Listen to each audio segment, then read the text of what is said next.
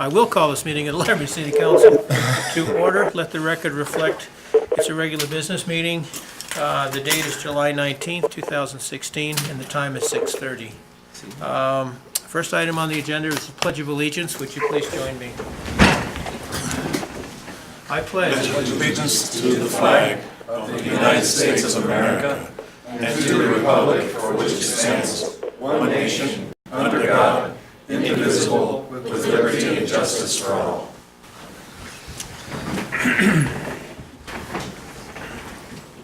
City Clerk, would you do roll call, please?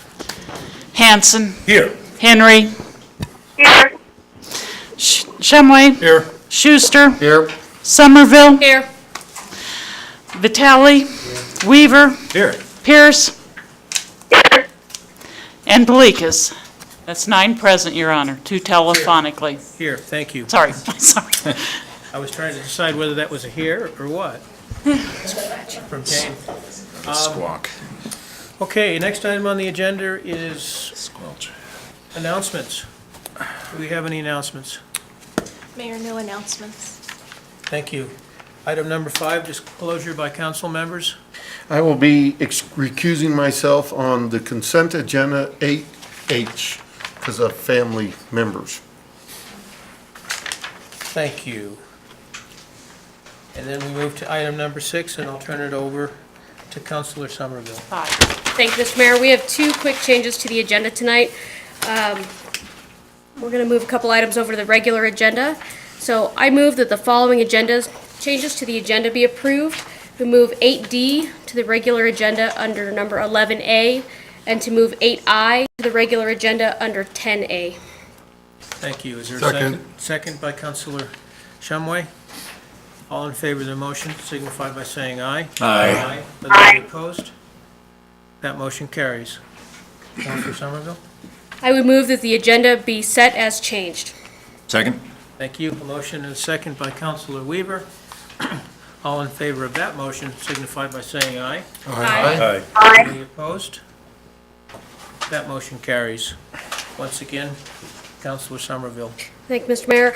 I would move that the consent agenda be approved and that each specific action on the consent agenda be approved as indicated.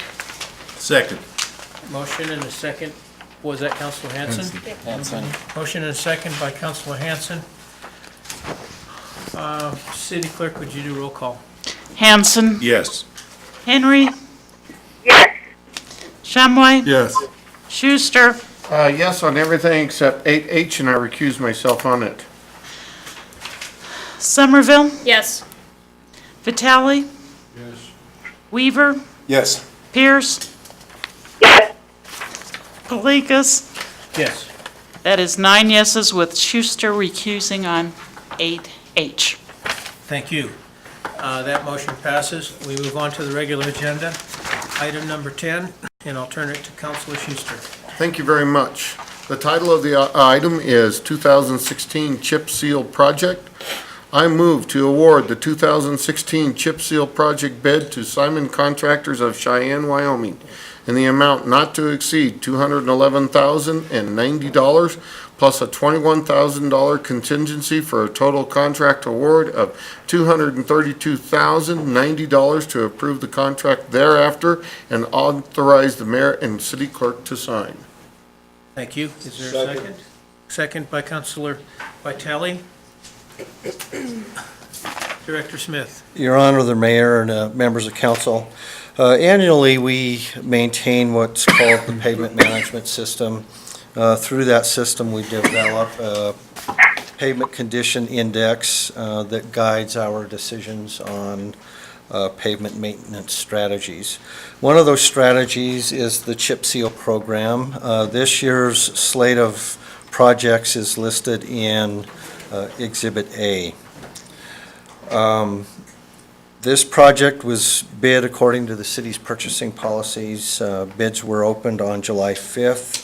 We had 2 bidders, Simon Contractors at $211,090, Knife River Corporation at $263,362. It's within budget. Everything is straightforward. We are asking that you award add alternate 1A, which is a seal coat on top of the chip seal surface, and add alternate 2A, which is sweeping of loose rock after the application of the chips. So with that, I'd be glad to answer any questions. Do we need a amendment to the motion for that? A and B are there. Your Honor, the two add alternates are already in the recommended Okay, amount. thank you. so. Counselor Hanson? Thank you, Your Honor. I think for the public's information, I'd just like to know how and by whom the streets are chosen. On what process, et cetera. Your Honor, the Mayor and Councilmember Hanson, we use our pavement management system, which is a computerized database that establishes a pavement condition index. We establish the condition of that roadway through annual inspections. So we have a contractor who comes to town and visually inspects every square inch of roadway within the community over a 2-year period. So based on the input and results of that inspection process, we develop a pavement condition index, and then from there, recommendations on what roads are chip sealed, which ones are overlaid, and unfortunately, some that are slated for total reconstruction. Thank you, Your Honor. Thank you. Anything else from council? Would anyone from the public wish to comment on this? City Clerk, would you do roll call, please? Hanson, Yes. Henry. Yes. Shumway, Yes. Schuster, Yes. Somerville, Yes. Vitale. Weaver, Yes. Pierce. Polikis, Yes, 9 thank you. That motion- yeas. Thank you, that motion carries. Item number 10A, Counselor Somerville. Thank you, Mr. Mayor. I would move to approve original ordinance number 1948 on third and final reading, vacating a 4,224 square foot area of alley of right-of-way within Block 1, University Place addition, based on the findings of fact and conclusions of law, authorize the mayor and clerk to sign the ordinance and authorize the clerk to record the ordinance with the county clerk. Second. Thank you. There's a motion and a second. Counselor Somerville. Thank you, Mr. Mayor. I would like to move to postpone until, do we have a date? August 2nd, Council. Thank you. First meeting now. I would move to postpone this until August 2nd. Second. Thank you. There's a motion and a second by Counselor Shumway. Discussion on the postponement. Comments from the public on the postponement. City Clerk, would you do roll call, please? Hanson, Yes. Henry. Yes.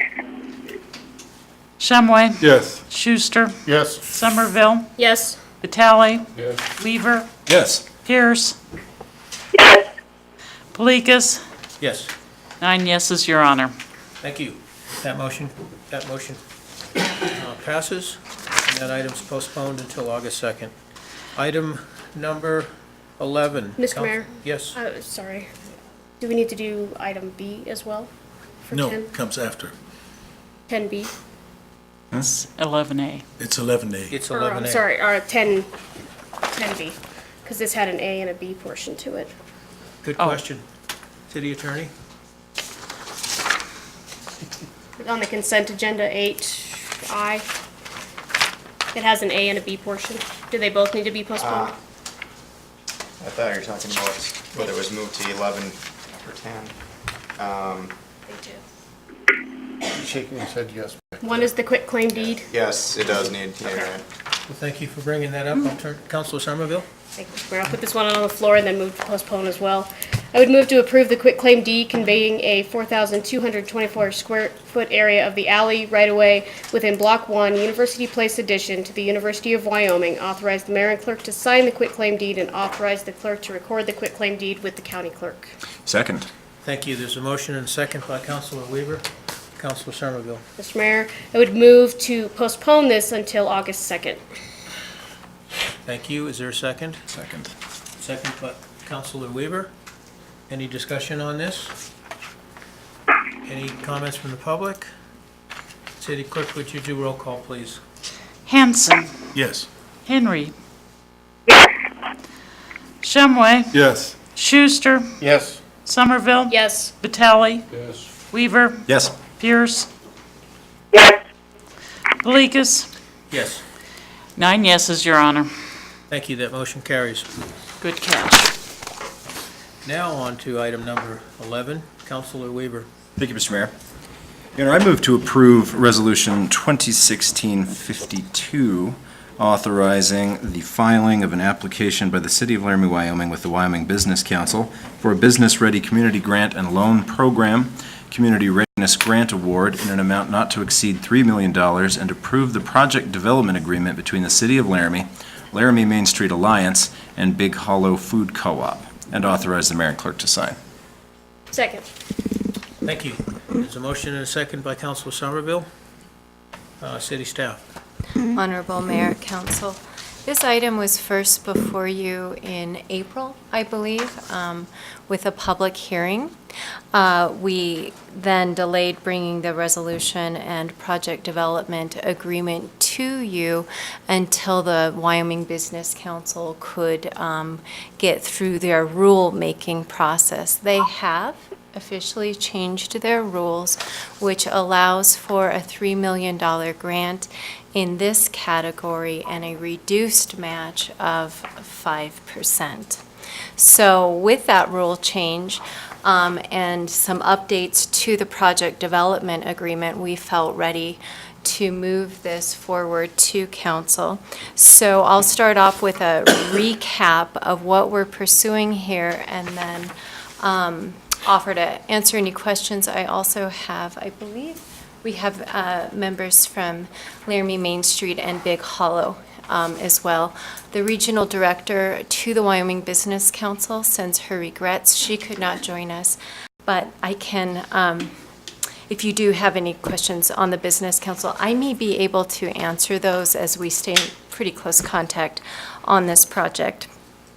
So the Laramie Main Street Alliance is seeking a Business Ready Community Grant in the amount of $3 million to redevelop the Empress lot. That lot is located at 112 South 2nd Street. The redevelopment will include the construction of a 2-story, 10,000 square foot building, the ground level of which will be leased by the Laramie Main Street Alliance to Big Hollow. This request is being made under the downtown development subcategory of the Community Readiness Program. As we discussed in April, this project has a lot of similarities to the Business Committed funding category, which is, I think, a much more familiar category to council. This category, however, funds projects which are speculative in nature. The nickname is the build it and they will come category of funding. In this case, the anchor tenant arrived before the application was submitted. That approach has been thoroughly vetted by the Business Council, and they feel it's appropriate to continue to engage with Big Hollow at this juncture. Laramie Main Street will be contributing $37,500 toward the match, as will Big Hollow. The city's match is, the city has no match, but this, the land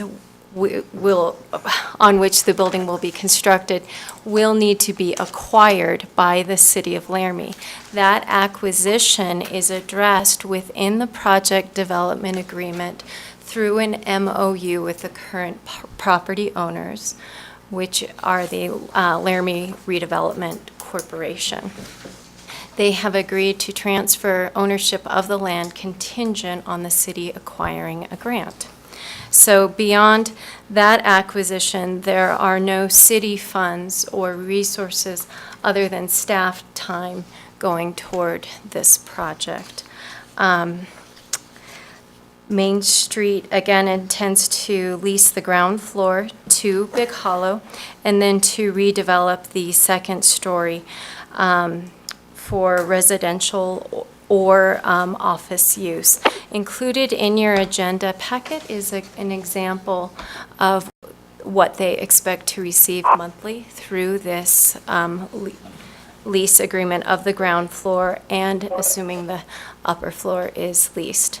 Under the new rules, they are now required to contribute some of those recapture funds back to the Wyoming Business Council.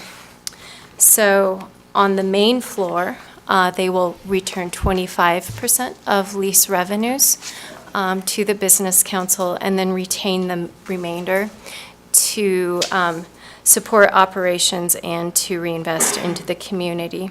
On the second floor, upon completion, when they start to recoup revenue, then they will return 10% of those revenues to the Wyoming Business Council and then utilize the remainder for reinvestment. Let me see. The plan is to submit this application for the September 1st deadline, which would result in a preliminary funding decision in December and a final funding decision in January. If council has any questions, I'd be happy to answer. I'm sure that Main Street and Big Hollow would be as well. Questions? Councilor Schuster? I'm one of the few councilors that were on here when the old Fox Theater / Empress lot was torn down. At that time, we had stated that we were going to put a lien against the property, the city would, for all money that was encumbered by us. So I know that's not going to happen, but I did want it mentioned that the city has contributed an extreme large amount in the hundreds of thousands of dollars to take care of the previous lot there. But I know that we will not be trying to recapture any of the funds that we have had to put out for that lot to be the shape it's in right now. Thank you. Thank you. Other comments, questions from council? Councilor Hanson? Well, in addition to that, thank you, Your Honor, it should be stated that we had to take this on because it had become a health hazard for downtown because of a large pigeon population that had settled in there. And so there was really no choice. But yes, we encumbered quite a bit of money in tearing it down. Right. All right, I know there's some members. Well, any other questions or comments from council? Yes, Councilor Weaver. Thank you, Your Honor. I'd just briefly say I'm enthusiastic about this project and I have high hopes for it, and I really hope that the Business Council sees the value in the project. But I understand that our staff and the other partners have been working pretty closely with their staff for quite some time on this. I remember a number of the good points that were raised during the original presentation. I think it's going to be a quality project for downtown if everything falls into place. I think that all the partners involved are trying to make sure that everything that needs to be addressed is addressed ahead of time. And I think it's going to be a benefit for our community and our downtown. It's going to be just another strong attribute that our downtown features. Thank you. Any other comments from council? Would any members of the public wish to comment on this?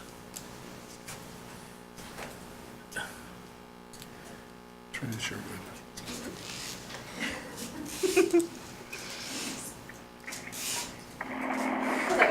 Good evening. Ms. Sherwood. Hello, Trey Sherwood with the Laramie Main Street Alliance. I wanted to just show my gratitude and appreciation to council, to staff for all the work and support that you've shown us to get to this point in the project, and just know that we're very enthusiastic to move forward. We want to be transparent and a good community partner, so please, anything you need from us, let me know. Otherwise, I'm ready to get this thing to the Business Council. Thank you. Thank you, guys. You know, Ms. Sherwood, if I would suggest you probably sit in that chair for just a bit, because after this, we've got the next item on the agenda. Yes. And you may be called upon. Okay, thank you. So. Anyone else from the public wish to comment?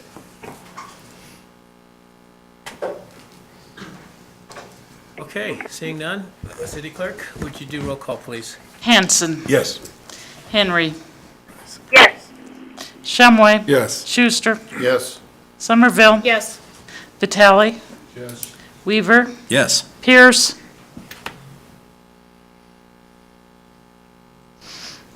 Belikas.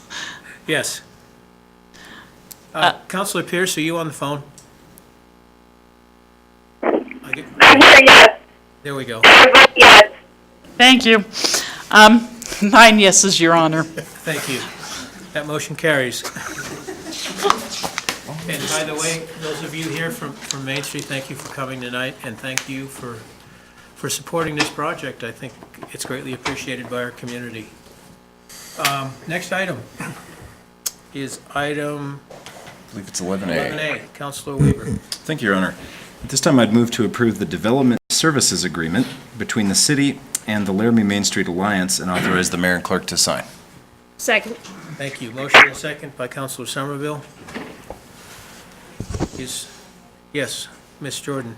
Thank you, Mayor, members of council. The Development Services Agreement with Main Street is an annual affair where you have an opportunity to renew that agreement each year.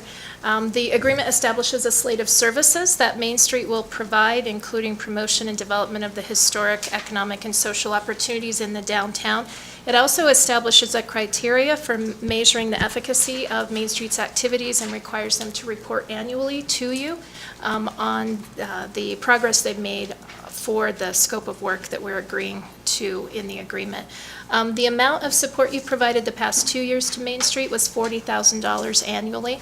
As you're aware, staff recommendation was to reduce community partner funding by 10% due to the significant reduction in state funding and our flat sales tax revenues. However, it is important for staff to note that we do consider the fee-for-service arrangements with Laramie Main Street and Laramie Chamber Business Alliance, LADC, as a little bit different from our community partner agreements.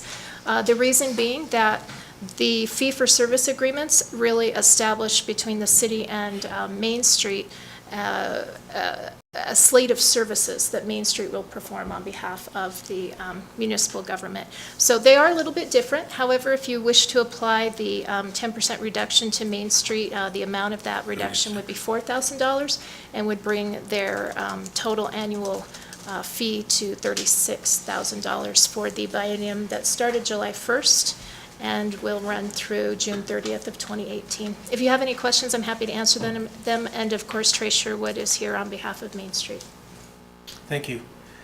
Questions, comments? Thank you, Your Honor. Hanson? I was the one who asked to pull this onto the regular agenda because of the explanation that or waiting for the explanation that we just got.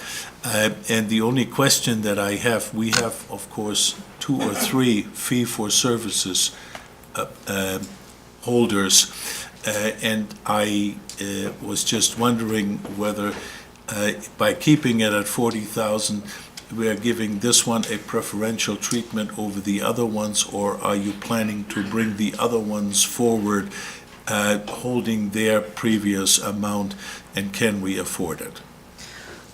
City Manager. Thank you, Mayor and Councilmember Hanson. You have 2 fee-for-service agreements, one with Laramie Main Street, the other with Laramie Economic Development / Laramie Chamber Business Alliance.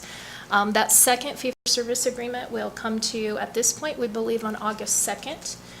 But certainly, I think in the month of August at some time. Again, I think, as you know, our support for outside agencies and the partners that we engage through fee-for-service agreements comes from sales tax, specifically the general purpose penny, which is the 5th penny. Those revenues have been flat. I mean, in fact, they've been down since 2007. This fiscal year, we are almost back at the level of collection that we were at in 2007. And that declining, and now, they're recovering, but they're still not growing, those revenues from sales tax in accordance with inflation. And then, as I said, the state shared revenue reduction this year is $2.2 million less per year. So I think it's perfectly acceptable if you apply the 10% reduction, but I would, and certainly all savings are good savings at this point, but it is ultimately a policy call of the council. Thank you. Thank you, Anna. Thank you. Other comments from council? Yes, Council Weaver. Thank you, Mr. Mayor. This is an interesting line of discussion. It's definitely worth having up here. I would just like the council to consider a couple of things. Both of those agencies that we have these fee-for-service agreements with, the city, I think, takes an approach where we're trying to make some investments with those two organizations because they both engage in activities that seek to expand our tax base here and put us in a little bit better position in terms of our local economics. I think that's a pretty definitely the mission of the Chamber of Business Alliance, but it's also part of the core of the Main Street to enhance downtown and to continue to make it a thriving area with business activity. So I think we need to consider that before we just make a cut to those, because it fits in line with the fact that we've had to reduce our support for outside agency partners. I think we need to think more of along the lines of these being investments in agencies that are seeking to expand our local tax base. And I would not be supportive at this stage in reducing the amount of either of those fee-for-service agreements, because I think they're trying to improve our situation so we don't have to do that. That's my spiel. Thank you, Your Honor. Thank you. Councilor Schuster. Thank you. Hoping that everything goes perfectly as planned, that we do get the amount of money to rebuild what was once the Empress/Fox Theater lot. That would be $3 million in construction in Laramie. I do realize that a huge amount of our construction workers are coming from out of town. If you drive by a site, you see it in the license plates. So not all the money would stay here in Laramie as a community, but some would. A $3 million shot in the arm to the construction industry here will help Laramie. The university still has a couple of big deals going. We have a couple of companies that are building right now. One will be our composite, or not even composite, tungsten powder. We've got a new truck stop that is under construction right now. We have another truck stop starting this fall under construction. All those together are probably going to be about $20 million in construction, which will be one heck of a shot in the arm. So I am at this time agreeing with you that things that bring us economic development should stay the same. We're not going to probably look at any raises for them, but I think we should at least try to stay the same. Thank you. Thank you. Councilor Vitale. Yeah, I find it interesting that during the allocation process for our outside agencies, I was the only counselor that recommended keeping those allocations the same, even though staff and council recommended a 10% reduction. And I quite frankly was told either I will make the 10% reduction or you people will make it for me. Well, you know, I made the reduction. It is so sad because the outside agencies, Main Street, and the Business Alliance are three groups of folks that help the greatest amount of people in this community that need the help. 25% of the population here is at or below poverty level. Now, I won't get into all the money we gave away for raises and all those other things before the state went into their budget session, although the timing, in my estimation, was quite comical and usual. This is a time that these are the people we should be funding. These are the people that are going to help reduce the cost of government by being able to help more people that need the help. These are the folks that are going to be able to go out and help the businesses to increase sales tax that may just possibly offset whatever small increment we're giving these folks. And I guess I find you know that when it comes to dollars and cents, there are many areas in this budget where we have no cents. And we spend a lot of dollars. In the areas where we should be spending more dollars, we want to make the cuts to the people that do the most good with those dollars. So I would not be in favor of cutting these folks. I mean, you're just going to approve a $3 million grant to build a facility, and then you're going to cut their allocation to help sustain themselves. Show me the common sense in that analogy. So I would not support any cut. Thank you. And council, let's be clear, there's no amendment, there's no suggestion of any cutting at this point in time from council. Other comments from council? Just got to speak from the city manager. Other comments from city council? I'll turn it over to the public. Is public, any members of the public wish to comment on this? City clerk, would you do roll call, please? Hanson, Yes. Henry. Shumway, Yes. Schuster, Yes. Somerville, Yes. Vitale, This is the $40,000. Yes. Yes. Weaver, Yes. Pierce, Yes. Polikis. Yes. 9 yeses, Your Honor. Thank you. That motion carries. Item number 12, Councilor Shumway. Thank you, Your Honor. I move to approve resolution number 2016-53, transferring unencumbered or unexpended appropriation balances from one fund to another, and amending appropriations for the fiscal year 2014 to 16 biennial budget of the City of Laramie, Wyoming, and authorize the mayor and clerk to sign. Thank you. There's a motion on the floor. Is there a second? Second. Second by Councilor Somerville. Director Brown. Yes, Mayor. This is the standard year-end budget amendment for 2016, where we go through and actually adopt a lot of the changes that the council have done this year. Most of the majority of these items have gone to council and been approved, and so it's just going through and actually adopting it. Some of the items, I'll mention some of the items that are being adopted. During council in February 2nd, we had an amendment to hospice for helping with their permitting fees to the state. There was also an amendment for Parks and Recreation.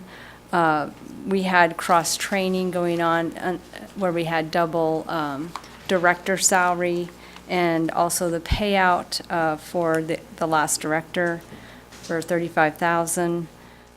In the Major Capital Fund, we had a grant that we received for tungsten projects, so we're adopting the expense and the grant to offset it, to go forward on that project. And in the wastewater fund, we had two items. Both of them went to council, one in February and one in May. The first one was for the main lift bar, where the bid came in over, $96,000 over. However, the director of Public Works said he wasn't going to complete another automated septic receiving station because it was a lower priority for that project. And the other one was for a trade-in we had for a sewer truck. The general fund actually, they transferred the trade into general fund, and general fund transferred money to pay for that in the sewer fund. So those were the items that we're amending for 2016. If you have any questions. Councilor Hanson. Thank you, Your Honor. I think the last item is the one that I want to have some clarity on it. That refers to Roman numeral 3, wastewater collection. Right. And I think you just mentioned it. I just want to be sure that I understand it.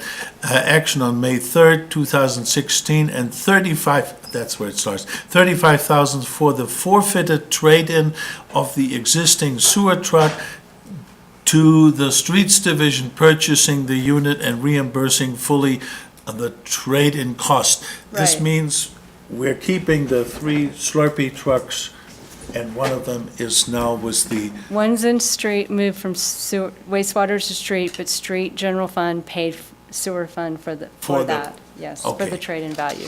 thank you. Your Honor, I have one other question. There's something about city council, an allocation for new computers? This was transfer of budget from the city clerk to the city. It was just a transfer, so we're not adding money, we're transferring budget from city council over to the city clerk's office. It was actually for legal advertising, isn't it? Oh, wait a minute, there's something about computers. That might have been the computers, I thought. City council. Okay. Oh, they took it out of legal advertising to pay for your computers. That's what they did. So they Oh, no, transferred wait a from one account to We're going another. to be implementing new laptops rather than changing how we're going to function in IT. So we're giving these things back here and getting new ones, or I don't what's know. happening? Eventually. Uh-huh. At What your if we like discretion. these? You can keep them if you like them. Yes.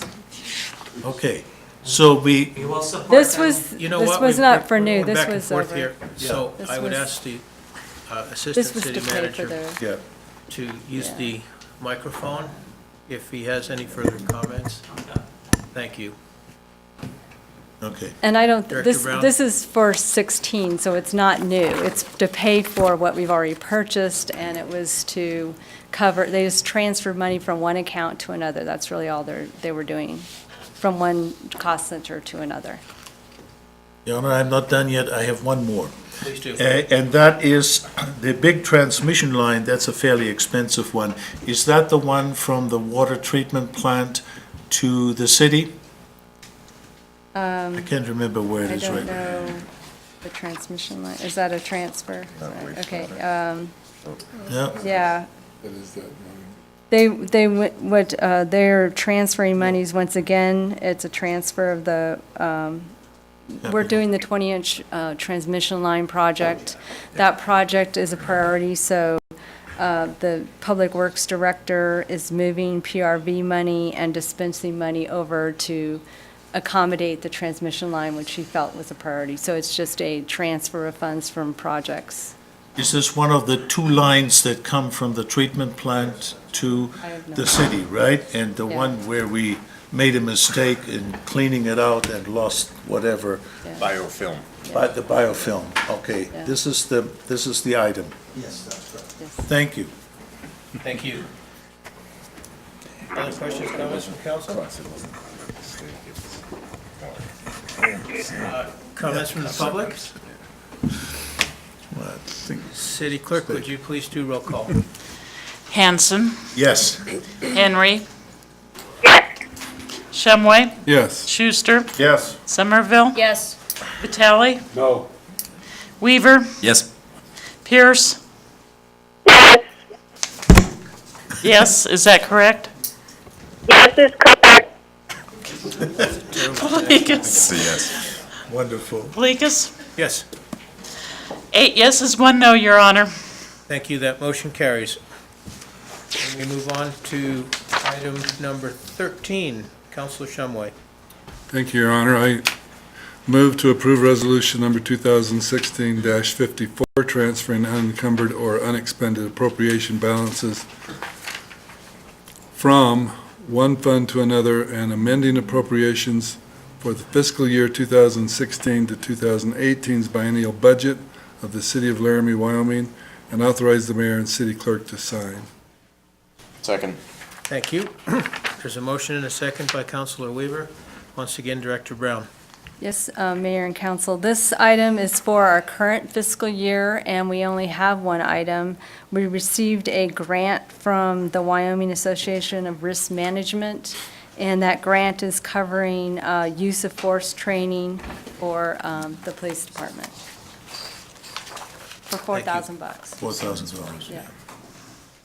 Comments from council? It's easy. Would anyone from the public wish to comment on this? City Clerk, would you do roll call, please? Hanson, Yes. Henry, Yes. Shumway, Yes. Schuster, Yes. Somerville, Yes. No. Weaver, Yes. Pierce. Yes. Polikis? Yes. 8 yeses, 1 no, Your Honor. Thank you. That motion carries. Item number 14, Councilor Weaver. Thank you, Your Honor. I'm having some technical difficulties. Councilor Hanson. There it is. Thank you very much. Is that what you need? Yeah. All right, Your Honor, I move to approve original ordinance number 1950 and set it for a third and final reading on August 2nd, 2016. Thank you. Is there a second on that motion? Second. Second by Councilor Somerville. City Attorney, Mr. Luce. Mayor, council, I have nothing further to add from the last reading. Nothing's changed. Any questions from council? Councilor Hanson. Your Honor, I will still vote against it because I think the Supreme Court reversed itself in giving us authority on other things like this and not on this one. Thank you. Thank you. Councilor Vitale, did you have a question? Yeah, I have the same sentiment that Councilman Hanson has on this. Thank you. Any other comments from council? Councilor Schuster. I would really love, I know what's going on here because it's under our DUI ordinance, but I don't think some of the general public do. So I just wondered if anybody would like to give a short synopsis so that people understand what we're voting on, because we haven't talked about it at all, and I don't know who would like to give it, but. City Attorney do that. Your Honor, yeah, the city attorney is the appropriate choice, I think. Thank you. City Attorney. Mayor and council, about a month or two ago, the Wyoming Supreme Court ruled that this section of city code was contrary to state law, and overturned the 2 cases that where they had been appealed. So it was related to driving under the influence enhanced penalties. The city made a requirement that the judge order a minimum of 7 days incarceration for anyone who has a blood alcohol content of over 0.15, which is roughly double the legal limit, just under, I guess. The court ruled that the city didn't have the authority to do so. It superseded the state law. Therefore, he struck that down. Thank you. Thank you. Further comments by council? Would anyone from the public wish to comment? City Clerk, would you do roll call, please? Hanson? No. Henry? Yes. Shumway? Yes. Schuster? Yes. Somerville? Yes.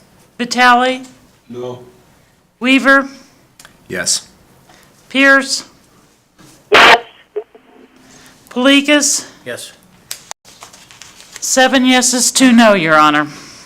That motion carries. And we're on to item number 15, Somerville. Thank you, Mr. Mayor. I move that the following traffic commission recommendations be approved as indicated. Number 1, partial removal of parking on Garfield Street from 30th Street to Boulder Drive as designated on the Garfield Street Parking Plan Exhibit. Number 2, removal of designated on-street bike lanes on Garfield Street from 30th Street to Boulder Drive. Number 3, installation of a center two-way left turn lane on Garfield Street from 30th Street to Boulder Drive as designated on the Garfield Street Striping Plan Exhibit, and to authorize staff to implement the changes as approved hereby with an effective date of August 1st, 2016. Thank you. Is there a second? Second. Second by Councilor Hanson. City Engineer, Mr. Japp. Your Honorable Mayor, members of council, if you'll give us just a second, we do have a presentation ready to go for this, so get everything ready to go. I'm sorry, I could have been of more help.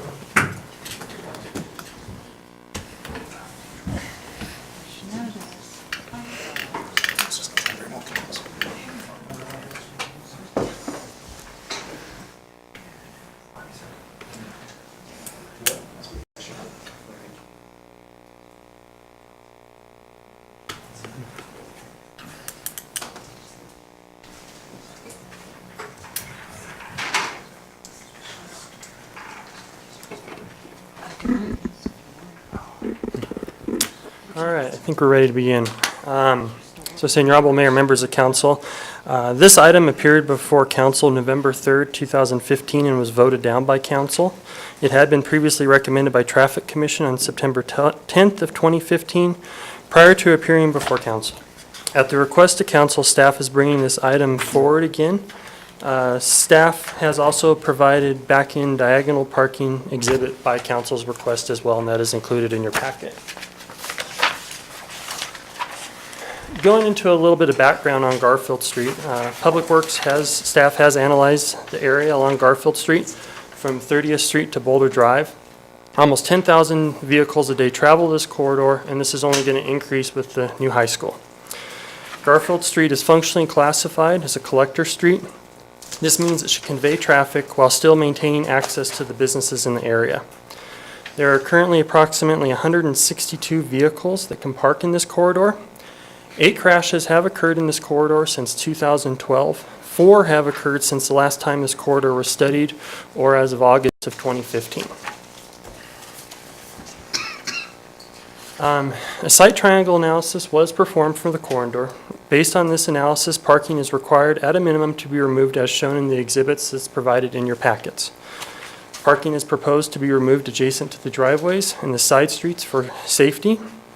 Without the parking removed as designed, citizens using the corridor will not be able to adequately see, causing an unsafe condition, and this is backed by the increasing number of accidents we have seen occurring in the area.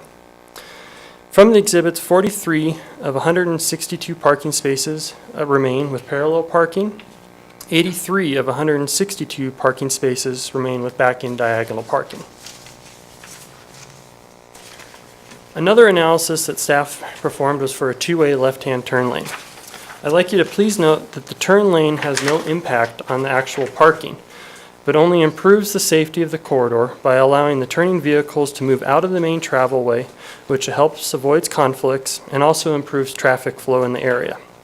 A two-way left turn lane is needed because of the following reasons: the number of vehicles that travel the corridor, the spacing of the driveways and the use of the property in the corridor, and the accident history in the corridor. In conclusion, staff still supports the motion previously approved by Traffic Commission and which was read tonight. Implementing a traffic safety strategy in the area is a council goal, and approval of this item would achieve this for Garfield Street. With that, I can answer any questions you may have. We also have copies of the exhibits available digitally if you'd like to ask any specific questions, and we can pull them up on the monitors.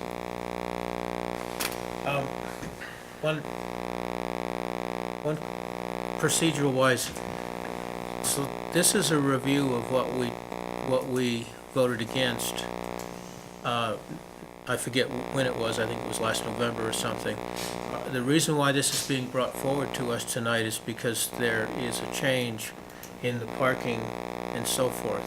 Should we not be, really, that's what we should be discussing on this? City Attorney? Mayor and council, I mean, you can get some background though. I mean, that's fine for discussion's sake, but yeah, you're right. The vote is on a different proposal than what you voted down a few months ago. I think it would be helpful for this council to go through the different proposal and what's different, and then we can ask questions and make comments. Will that work for you, Mr. Jack? That is fine, Your Honorable Mayor. Yes, Councilor Hanson. Thank you, Your Honor. And this is unclear to me right now. We asked for this diagonal parking. And what I hear from you is you don't like this. You are not supporting that one. So I'm unclear as to, do we have to vote on all 3 proposals tonight, or are we just voting on the last one whether we like it or not? This is unclear to me because we have remanded it back to the Traffic Commission. You came up with a new solution, which basically I like, within the framework of what can be done because of the site limitations, and it retains quite a number of parking spaces, more than other solutions. So my suggestion would be, we're voting on that one up or down but Are you supporting this, or are you think it's totally wacko, or I didn't understand that? Your Honorable Mayor, Councilor Hanson, staff's support recommended motion is for the parallel parking. However, with the exhibit that we have provided, staff has no concerns with moving forward with the back-end diagonal parking as shown. We still meet all the requirements for the site triangles. It is tight, but we can fit in the center turn lane in that area. So we have no concerns with moving forward with the back-end diagonal. Your Honor, I have one more question, and that is, you're doing away, of course, with the bicycle lanes, because there are other bicycle lanes available on the side. I see one minor issue which has not been addressed. There is the bridge across Spring Creek, which is much smaller than the bicycle paths. And I wonder whether it might be wise to put a sign up there, attention, this is a single lane bicycle way, so that we do not have two bicycles frontally crash in there. I mean, they should know that, but it's always safe probably to put a sign in there. One has the right of way, like you do on single lane bridges or something like that. That's the only issue that came up, because that issue would do away with the bicycle lanes. And that occurred to me, and I use it, so I know what it's like. Thank you. I have a question for the city attorney. Do we need an amendment to consider the back-end parking? Mayor and Council, Janina, we're talking about that. Yes, you would. And really, that's the change over and above what we turned down last time. Yep. So I'm going to turn this over to Councilor Somerville, and then I'll go to Councilor Vitale. Your Honor, question, there are two things that are changing, namely the doing away with the bicycle lanes, because they were there before. No, that was recommended before council. Oh, that was already before, okay. So, Councilor Somerville. Thank you, Mr. Mayor. I'd like to put the amendment on the floor right now. I would move to substitute the parallel parking diagram and use the back-end diagonal parking for this project. Second. Thank you. There's a motion and a second. Now, I would ask council to focus on this diagonal parking, because we will go back to the main motion and discuss the whole package, if you will, the removal of parking and so forth and so on the rest of Garfield. So, having said that, Councilor Somerville, and then I'll go to Councilor Vitale. Thank you, Mr. Mayor. Wait, did I get a second to that? I think I jumped the gun. All right, we got a second on the amendment? I'll second. Thank you. By Councilor Hanson, Councilor Somerville. Thank you, Mr. Mayor. So my main purpose in bringing this back with this diagonal parking is the overall concerns, which we can talk about in a minute, but I thought that the diagonal parking meets what we need to for engineering and safety design, but it almost, it's just a few spots short of doubling the parking capacity over there. So with the original parallel parking, we were only going to have 43 spots. With the diagonal back-end parking, we're getting 83 spots instead. So that's a significant parking increase for that corridor. The other reason that I wanted to bring the diagonal parking motion forward is that with the rec center and the ice and event center in that area, I can't think of a better use for diagonal back-end parking. If you park on Garfield and you back in and you're unloading children to go to the rec center, that having those doors open, it automatically directs them to the sidewalk instead of out into the street, which is a huge plus for back-end diagonal parking. And then if you happen to have a trunk full of hockey stuff and you need to go to the ice center, it should be nice to just unload it right there on the sidewalk and not worry about going in the street. So I think it makes sense in this application. I think it increases our parking. So I hope that council will support the back-end diagonal parking. Thank you. Thank you. Councilor Vitale. I'm going to defer until we talk about this program in general, because my comments are relative to the whole picture. Thank you. I appreciate doing that. Councilor Schuster. I have a question. As of right now, do we have 162 parking places, or are we at 43? No, 160. So we are going to, even with the back-end diagonal, almost cut it in half? Yeah, Okay, thank you. That was my only question on this. that's true. Okay, further comments or questions speaking to the amendment? Yes, Mr. City Engineer. Your Honorable Mayor, members of council, if we are moving forward with this diagonal parking, I would note that right now we show it to the far north of the street. If we move forward with it, probably we'll keep it to the far north with the diagonal parking, but we'll probably bring it back towards the center of the street after we get out of the parking areas. That would kind of create a little bit more curve in that street, but it would help with traffic calming, and it would give a little bit more space on either side of the street where we are moving forward with that diagonal parking, if that makes sense to council. Thank you. And I guess I have a question that may be addressed, and maybe a simple question. If we do go with the diagonal back-in parking, I would assume the street alignment would change somewhat, favoring the opposite side of the street for flow-through traffic. Am I correct on that? Your Honorable Mayor, members of council, the street alignment would shift to the north, as you kind of see in the exhibit that's on the monitor. Right now, if you want to maybe go back to the next one, William, the one above, you can kind of see that we are shifted quite a bit to the north right there. We would keep that, but as we move back out of that area into this corridor right here, especially around Regency, we'd probably actually shift that alignment back to the center of the street to kind of, otherwise you're going to have a large gap on the south side of the street as we kind of move through that corridor.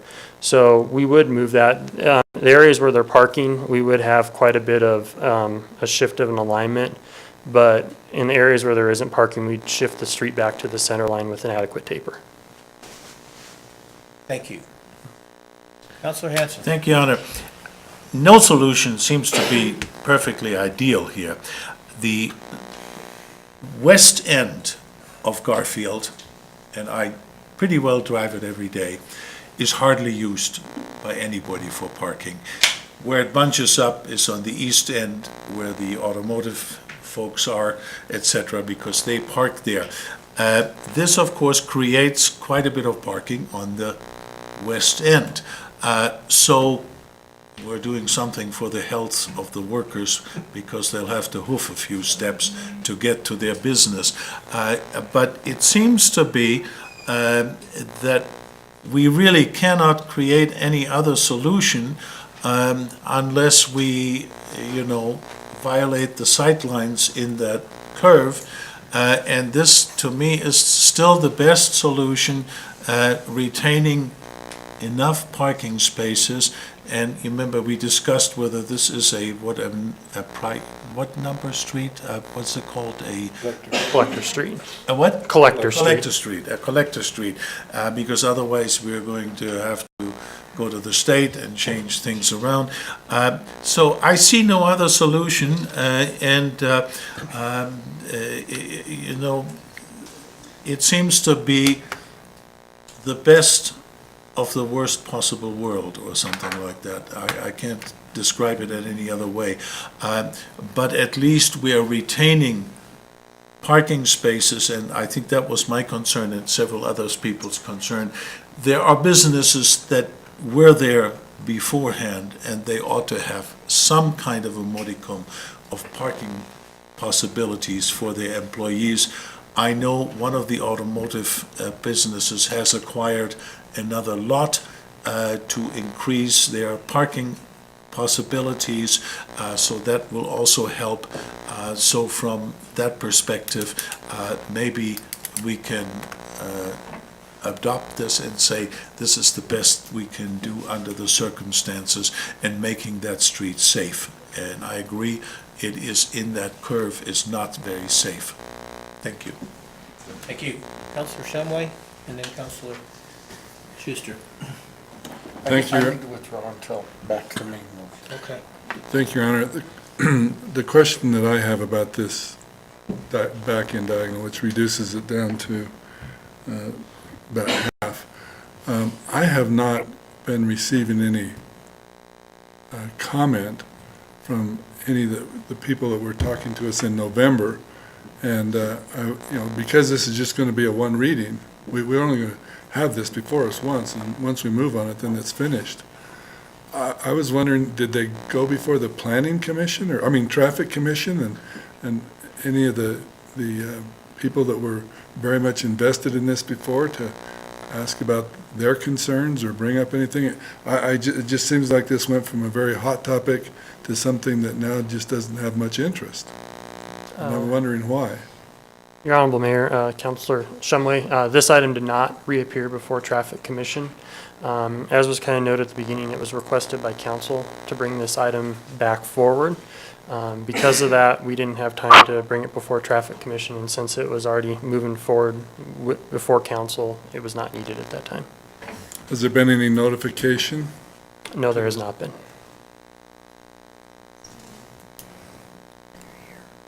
Go. That's all I have. Mayor, just other than the standard meeting notice for this public meeting, there's been nothing additional. Okay, thank you. I would remind council that they do have the option to remand this back to the Traffic Commission for their recommendation if they so chose. Other questions, or, Councilor? No, Leo we're still on the Frank, amendment. I need to be off So- the amendment. I don't want All to right. violate protocol. Further questions on the amendment or comments? Yes, Councilor Somerville. Thank you, Mr. Mayor. I just want to make a quick comment about the timing for looking at this new design. And I appreciate Councilor Shumway's thoughts on that. However, the high school is set to open here in a few weeks, and we've already had a lot of accidents on that corridor. So I just want everybody to keep that in mind. Yeah, we're going to add a lot of drivers to that in a couple of weeks. So we're on a very tight timeline if we want to get this changed in a safer corridor by the time school opens. Okay. We're not on topic right now. All right. Members of the public, if anyone would like to comment on this, you'll have an opportunity to comment on the main motion, which has to do with the overall plan. Right now, we're focusing on the diagonal back-in parking, that amendment that's on the floor. Yes. Honorable Mayor, Council, I'm Dave Coffey, Coffey Engineering. I was asked by Brad Morehouse to speak on behalf of Laramie GM. He had asked me to take a look at this. He was made aware that this was coming before council last Thursday. I wasn't quite sure how to address it, so he asked me to kind of review what has happened at both the Traffic Commission and what's in your council packet. Obviously, Laramie GM would like to keep it as is. They would like to see the continued use of their parking on Garfield Street. As I look at the project from a professional engineer's perspective, I have to agree with some of the analysis that staff has put forth. There are warrants that require some changes to Garfield.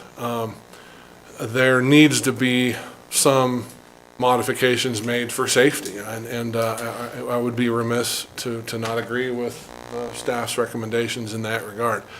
Elimination entirely of parking does not suit Laramie GM's business. They have been using that parking on the street for years. I would also note that the warrants that the city staff made mention of weren't created yesterday. They were created years ago. So they've been able to take advantage of that for a long time. I think Laramie, like I stated before, Laramie GM's official position would be, or preferable position would be to keep it as it is. However, the option that is before us with back-in parking that eliminates 50% of the parking that there is today seems like a pretty reasonable approach. If there are other ways to get additional parking, perhaps we should explore those too. Is there an opportunity to widen the street? We do have sidewalks on that street that are offset from the curb and gutter. There's an opportunity perhaps to widen that street. Not sure how that fits in with the need to make traffic safety changes today, but I'm not convinced that all options have been explored. That being said, I think Laramie GM is interested in getting a good solution. I think they recognize that safety is of concern and would prefer to see and maximize the amount of on-street parking that can be preserved. Thank you. Other comments from the public on the diagonal parking?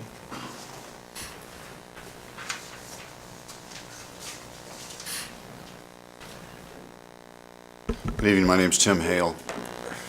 If I understand this diagonal parking, apparently you drive down Garfield, spy a parking spot, put the car in reverse, and then back into it.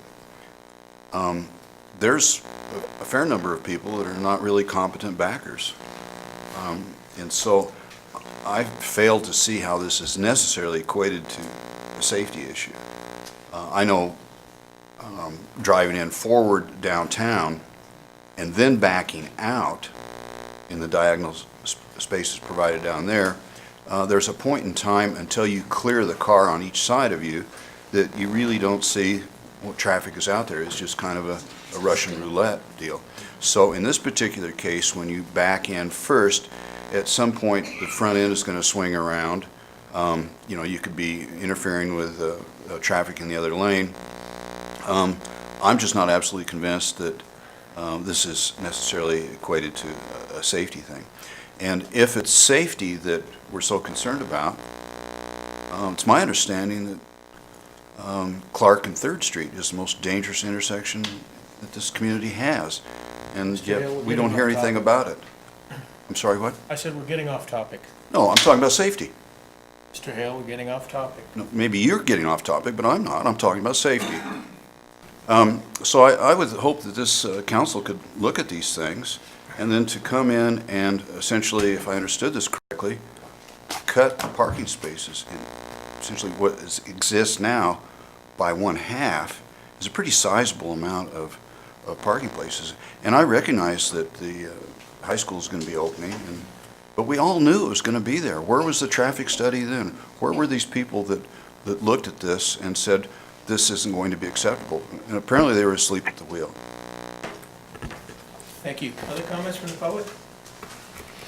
On the amendment? To the amendment, which is the diagonal parking. Honorable Mayor and honorable members of the City Council, I don't know if I completely understand what we're doing here. So what the amendment really is, I tried to, before I came here, get what was happening off the computer. And one image it has, well, let me ask you a question.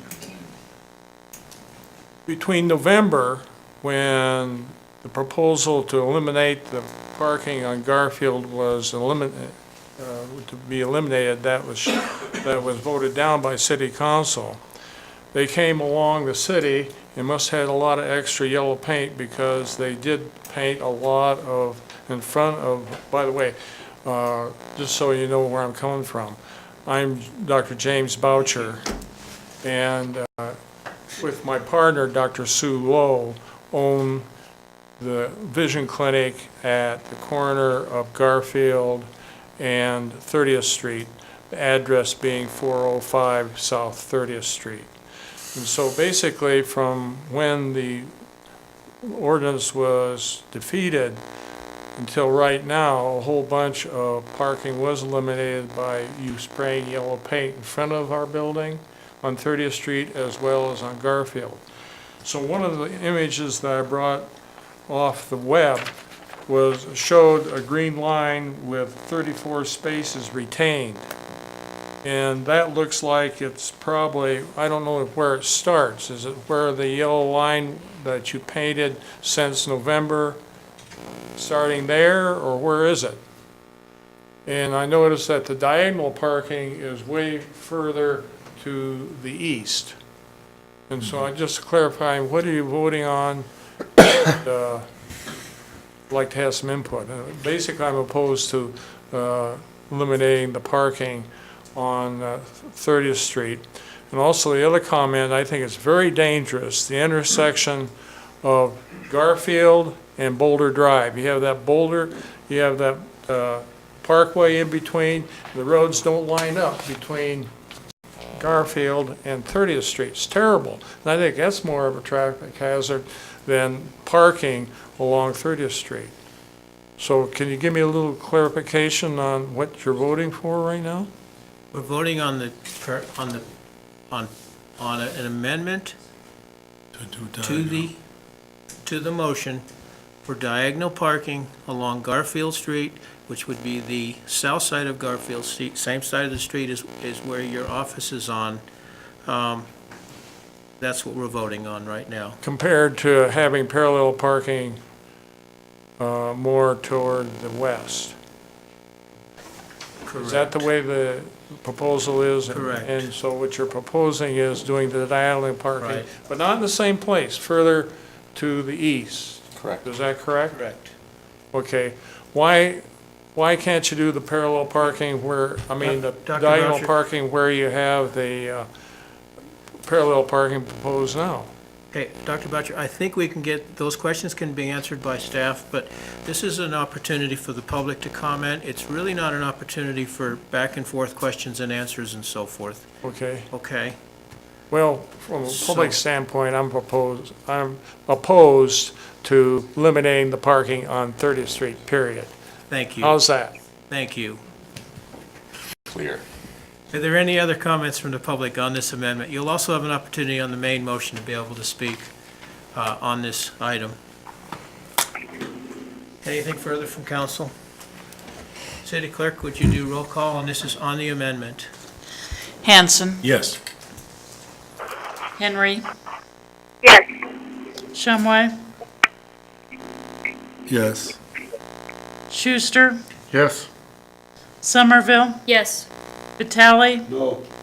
Weaver, No. Pierce, Yes. I believe that was a yes. Velikas. Yes. 7 yeses, 2 noes, Your Honor. Thank you. So the amendment passes. It becomes part of the main motion, which is the diagonal parking on Garfield. Now we're to the main motion. Yes, Councilor Vitale. Thank you, Mayor. Just a few statements, and most of my concern is going again toward the lack of process that is used in coming up with this overnight problem creator. Let me use that word. One, we voted this down in November. And what I read in the prospectus here, that at the request of council, staff is bringing the item forward once again. I don't ever remember a meeting this council has had where we talked about revisiting this. I think this was brought up by a council person, that whatever agenda there is, there's an agenda there, and it sure doesn't serve this community or the public. And part of this is they talk about, there's been 4 accidents since we voted this down. Why isn't the 4 accidents, copy of them, as part of this, as evidence? There's no evidence about 4 accidents. What the severity are, where they were, basically what caused them. There's no traffic study. Anybody else that was going to redo a street in this city would be forced to do a traffic study. No traffic study to verify any of these new concepts that are going in here. Although the back-end parking was brought up on the Ivinson Avenue project, but Ivinson Avenue compared to Garfield Street in this area, you're looking at 10,000 cars a day on Garfield from 30th to Boulder.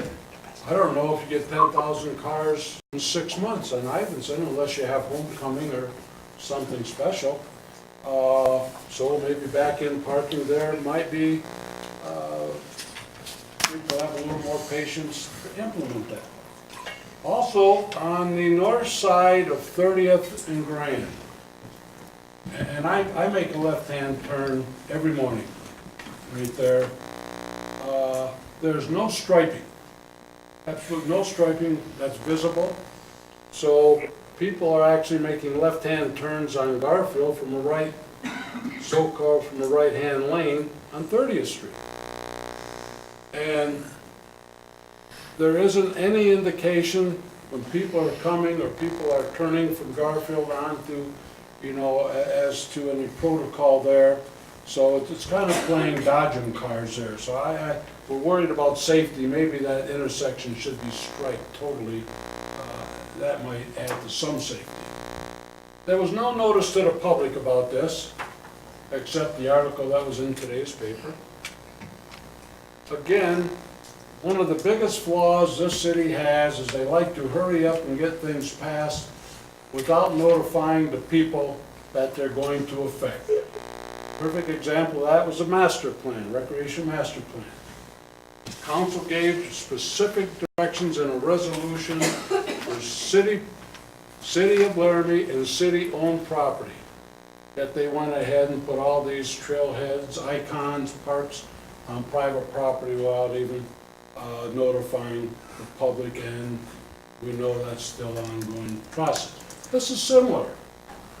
Over 150, 40 people are being displaced without any notice. They would wake up tomorrow morning and there'd be no parking signs of where they're going to park. Quite frankly, we're going to take away their parking. I would advocate they park in the ice arena and the recreation center. There's plenty of empty spaces there they could park in. And then maybe one of the people could have them told as before. Also, when I look at the similarity in this and the original one, it's still eliminating parking. The only difference I see is this was done with a different colored crayon, okay? And to look like something new. And I think because of the similarities, I find it disturbing that, that there is a motion to reconsider. That was totally ignored. Of course, the motion to reconsider, the legal notice of that, the time has already passed. So they make this look like something new, and it isn't anything new. It's still disrupting everything. No accident reports, no traffic study, no notification of people that are going to be notified, and we're supposed to pass this thing one time tonight. Numerous complaints about unsafe traffic conditions. Who has those numerous complaints? I know when I get email people complaining about, and I've had a number of them on manufactured homes and other issues we've had, and I think we've all had, and then you get stacks of email. Where are these numerous complaints? Where is this traffic study showing all these accidents and what's causing these accidents? And quite frankly, council as a whole did not request a packet showing this back in diagonal. There was one or two councilors that went through the administration to have this thing put together by the staff and then throw it on the agenda because they wanted us on the agenda the 1st of July. That would have happened without any notice to anybody. And the other thing that really bothers me is there's a sense of urgency because the school's going to open. We knew the school was going to open 3 years ago. We knew Bill Nye and we knew 30th Street were going to be major players in traffic calming and handling that increased traffic. That the city sat around now for what, 3 years, and in 3 weeks now the school's going to open? Those streets still aren't open. Bill Nye and Boulder, had we did our due diligence and had those streets improved and done the way they should have been, Garfield Street wouldn't be an issue.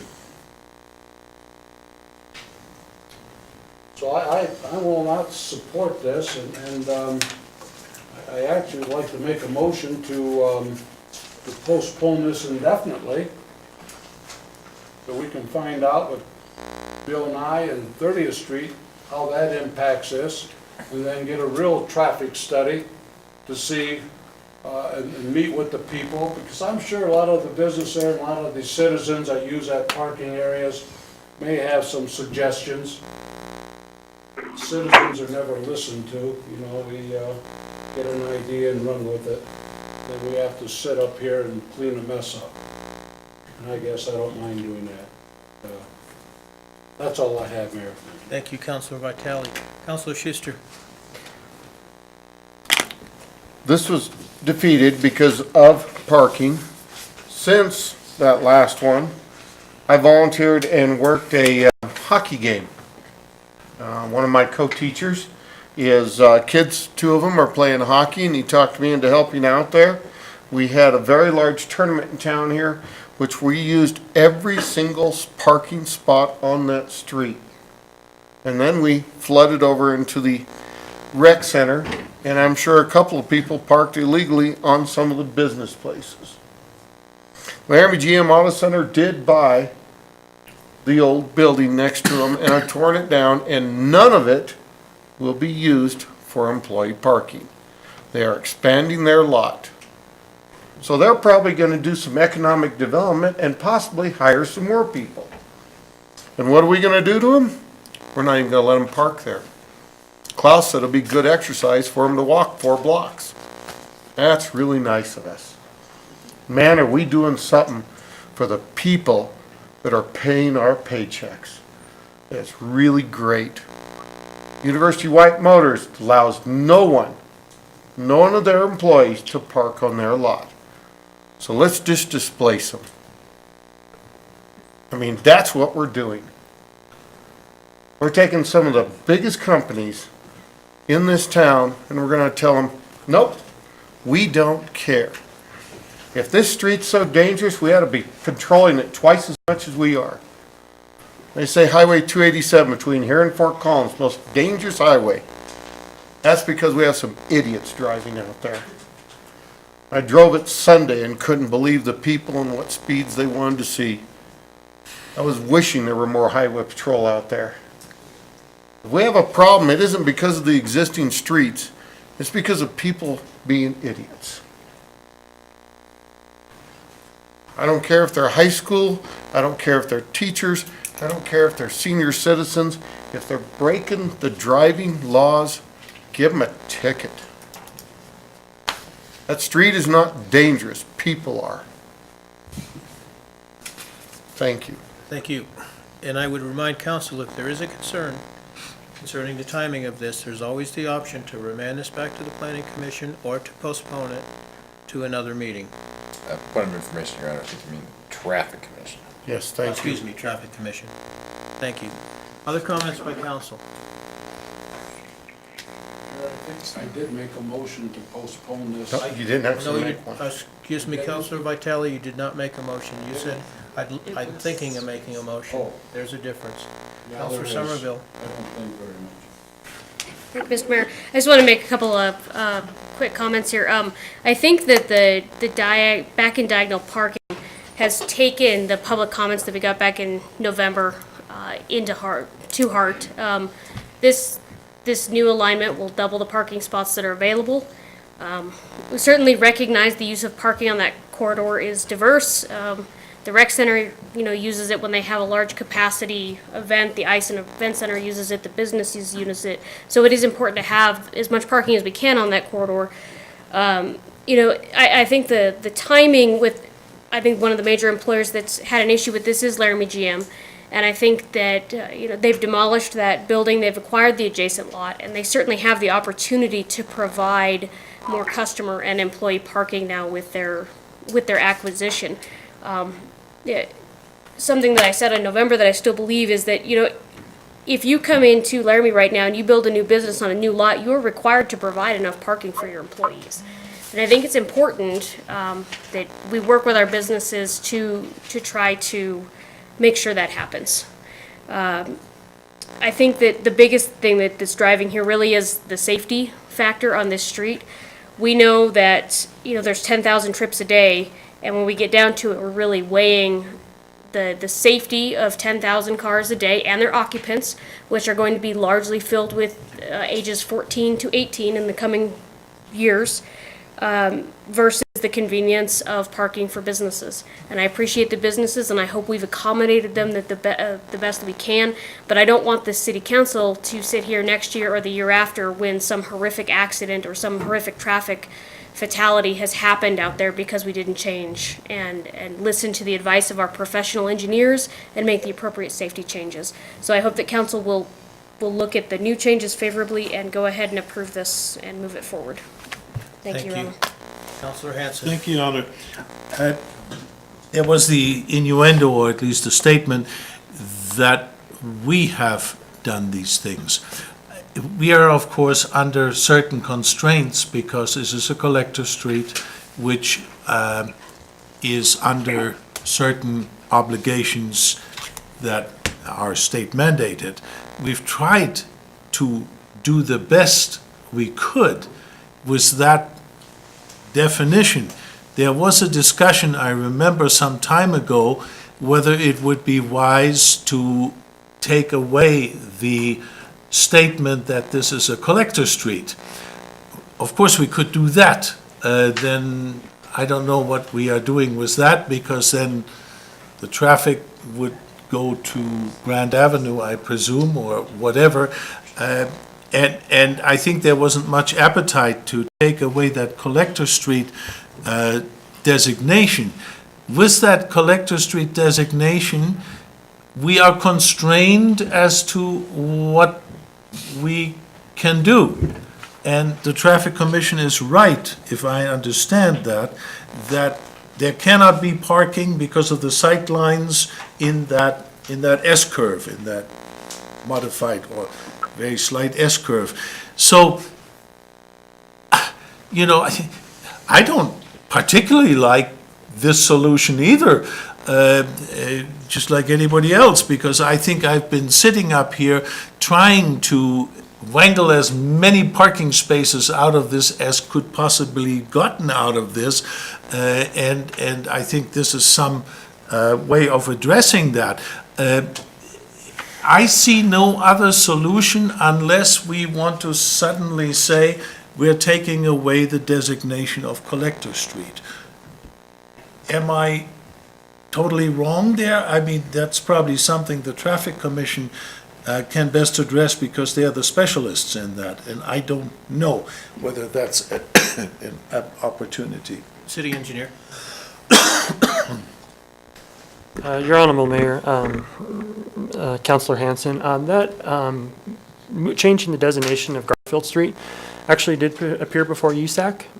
It was not seconded. It gained no traction. YDOT did not support it. No one in USAC really supported that idea. And YDOT has made it very clear that they have a lot of concerns if traffic is directed directly to Grand Avenue and Garfield is not used. They have had many discussions with me noting that concern and how they will not support that if that does move forward. So some things are really out of our hands here. The request was made to change it. Thank you. I'd like to make a few comments, and then I'll go to Councilor Vitale. Me on the list too. I think, You had two people here. oh, I'm That's fine. sorry. That's fine, Your Honor, though, I can wait. Shumway was first. Yeah. Why don't I go to Councilor, you haven't spoken yet, and neither has Council, you wanted to speak also, Councilor Lieber? And then I'll make my comments. Councilor Shamway? This probably is going to go to the city engineer.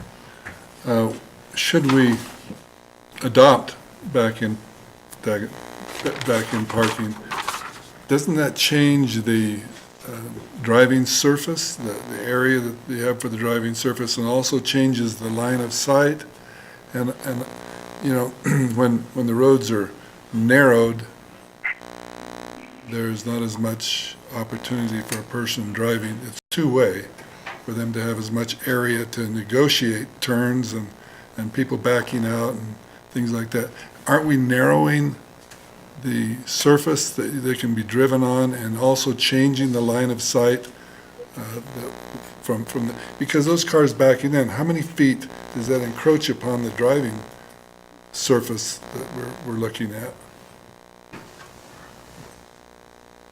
Your Honorable Mayor, Councilor Shumway, I do not remember, I think it was about 24 feet that we were encroaching into that driving surface.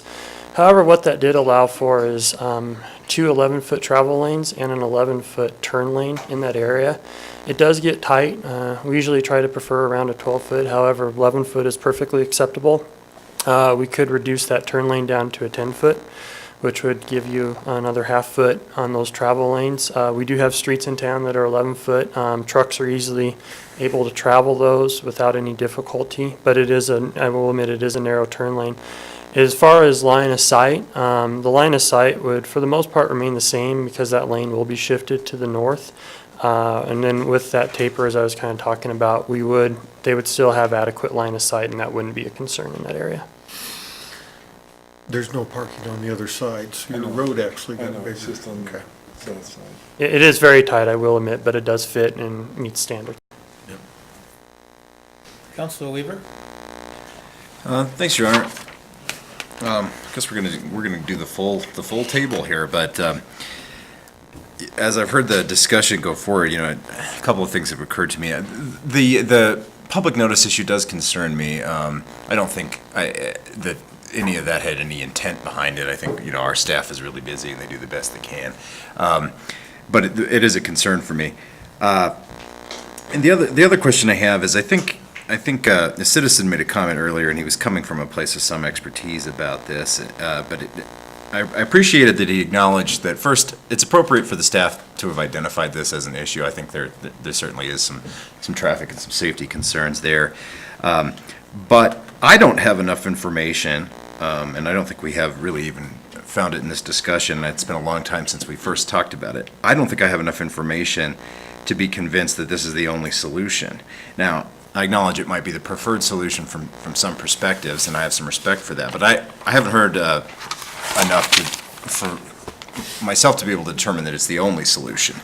I think we've gone from eliminating all the parking to eliminating approximately 50% of the parking. You might say, well, it's a good compromise, or you could also say that we still have half the problem to deal with, and this isn't a good solution for it. So I would make a motion at this time to remand this back to the Traffic Commission, and so moved. Second. Thank you. There's a motion and a second by Councilor Shumway. Remanding it back to the Traffic Commission is on the floor. Any discussion on that by council? Who made the motion in second? I'm sorry, that's what I It was a thought. motion by Weaver and a second by Councilor Shumway. Thank you. Comments from the public on remanding it back? Let's go to a roll call vote on remanding this back to the Traffic Commission. Hanson, No. Henry, No. Shumway, Yes. Schuster, Yes. Somerville, No. Vitale, Yes. Weaver, Yes. Pierce, No. Velikas. Yes. 5 yeses, 4 noes, Your Honor. Thank you. So this item's going to be remanded back to the Traffic Commission for further consideration. Before we go into our next item, let's take a short break.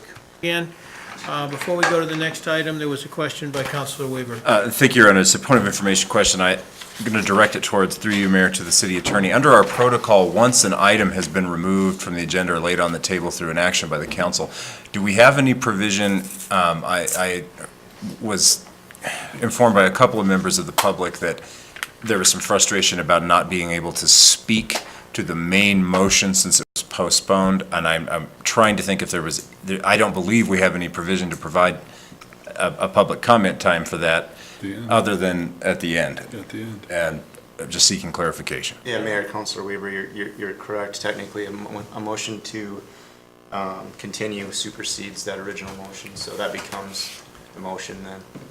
All right, the lesson learned for this council person is then, of course, you do end up having to limit the Right. public's ability to comment. All right, thank you, Your Honor, for the point of information. For the benefit of the public, though, this item has been remanded back to the Traffic Commission. The Traffic Commission is a public hearing, or a public meeting that takes public comments. So any comments certainly can be heard by the Traffic Commission as part of their consideration. And then it will come back to the City Council, and there'll be an opportunity to speak at that time also for it. So, moving on to the next item, which is item number 16, Councilor Hanson. Thank you, Your Honor. I consulted with the city attorney. I think I have to introduce original ordinance 1922A first, which I will do now, and then do an amendment. I move to approve original ordinance number 1922A on third and final reading based on findings of fact and conclusions of law, and authorize the mayor and clerk to sign the ordinance. Second. Thank you. There's a motion and a second by Councilor Schuster. Thank you, Your Honor. Councilor Now, Hanson. I move to amend original ordinance number 1922A by substituting original ordinance number 1922B. And Thank you. Is there a second on I that? will second it again. Keep us Second by moving. Councilor, do I have to add and ask the city clerk and? No, I don't. Okay. all right, let's go to city staff. Senior Planner Bloom. Honorable Mayor and City Council, I hope we don't have to do a substitution for 1922C in the future. This is third and final reading of the manufactured home park amendments. They've been tagged. This primarily deals with licensing of manufactured home parks. And throughout the review process here, several concerns did pop up. Some of those concerns were the 180-day limitation on recreational vehicles in RV parks.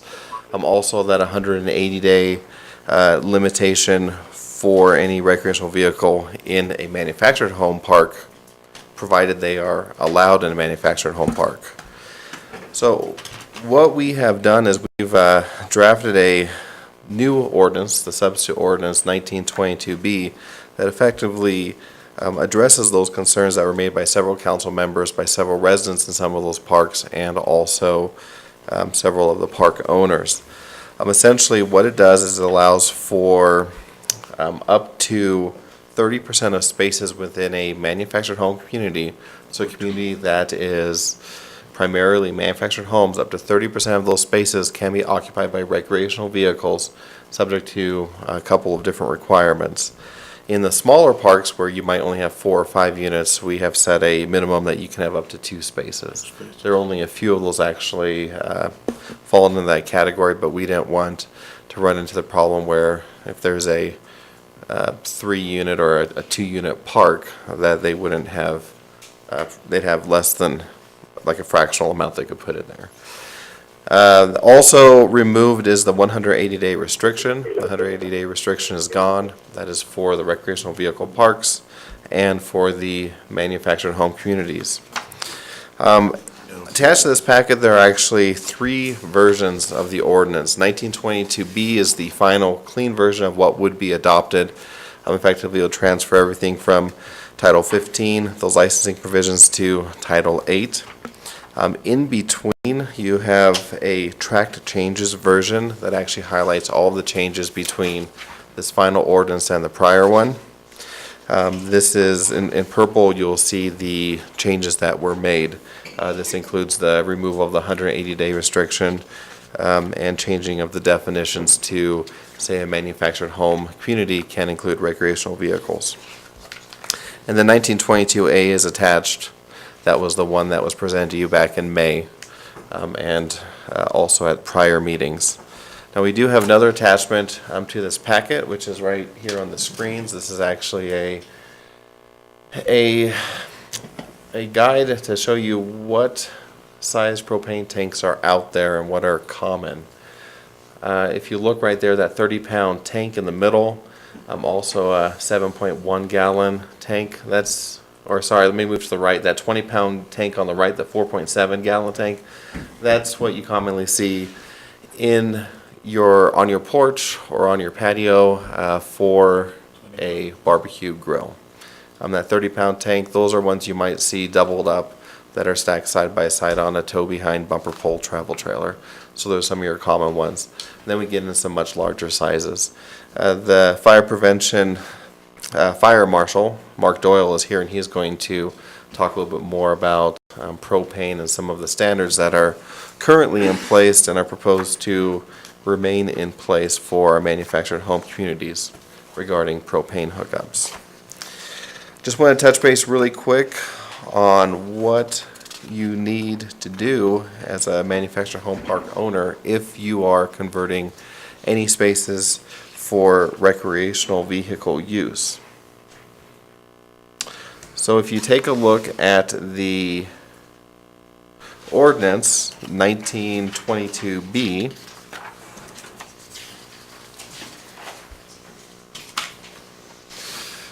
On page 4 of 9, at the top, we talk about occupational spaces within manufactured home communities. Item number 2 talks about the number of units you can have that are RVs. It says you can have you have 2 or 30%, whichever is greater. There is a requirement that any space that is converted or used for recreational vehicle space shall have at least a 48 square foot enclosed storage space. So essentially a storage space for them to put bikes, put other different toys or amenities or other things that they have in that storage space. We did work with a couple of our manufactured home park community owners, and that is space that is the same size as some of the existing sheds, and there are also sheds that do exceed that size requirement.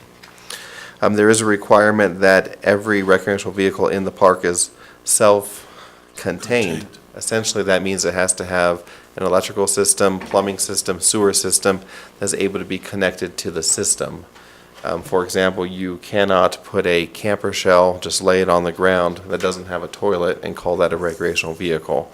If you are building a tiny house, the tiny house would have to have an actual functioning toilet that would connect to the sewer system. It wouldn't allow for one that has a take to work or wherever you want to dump it type of toilet or a self-composting toilet. So we have that limitation.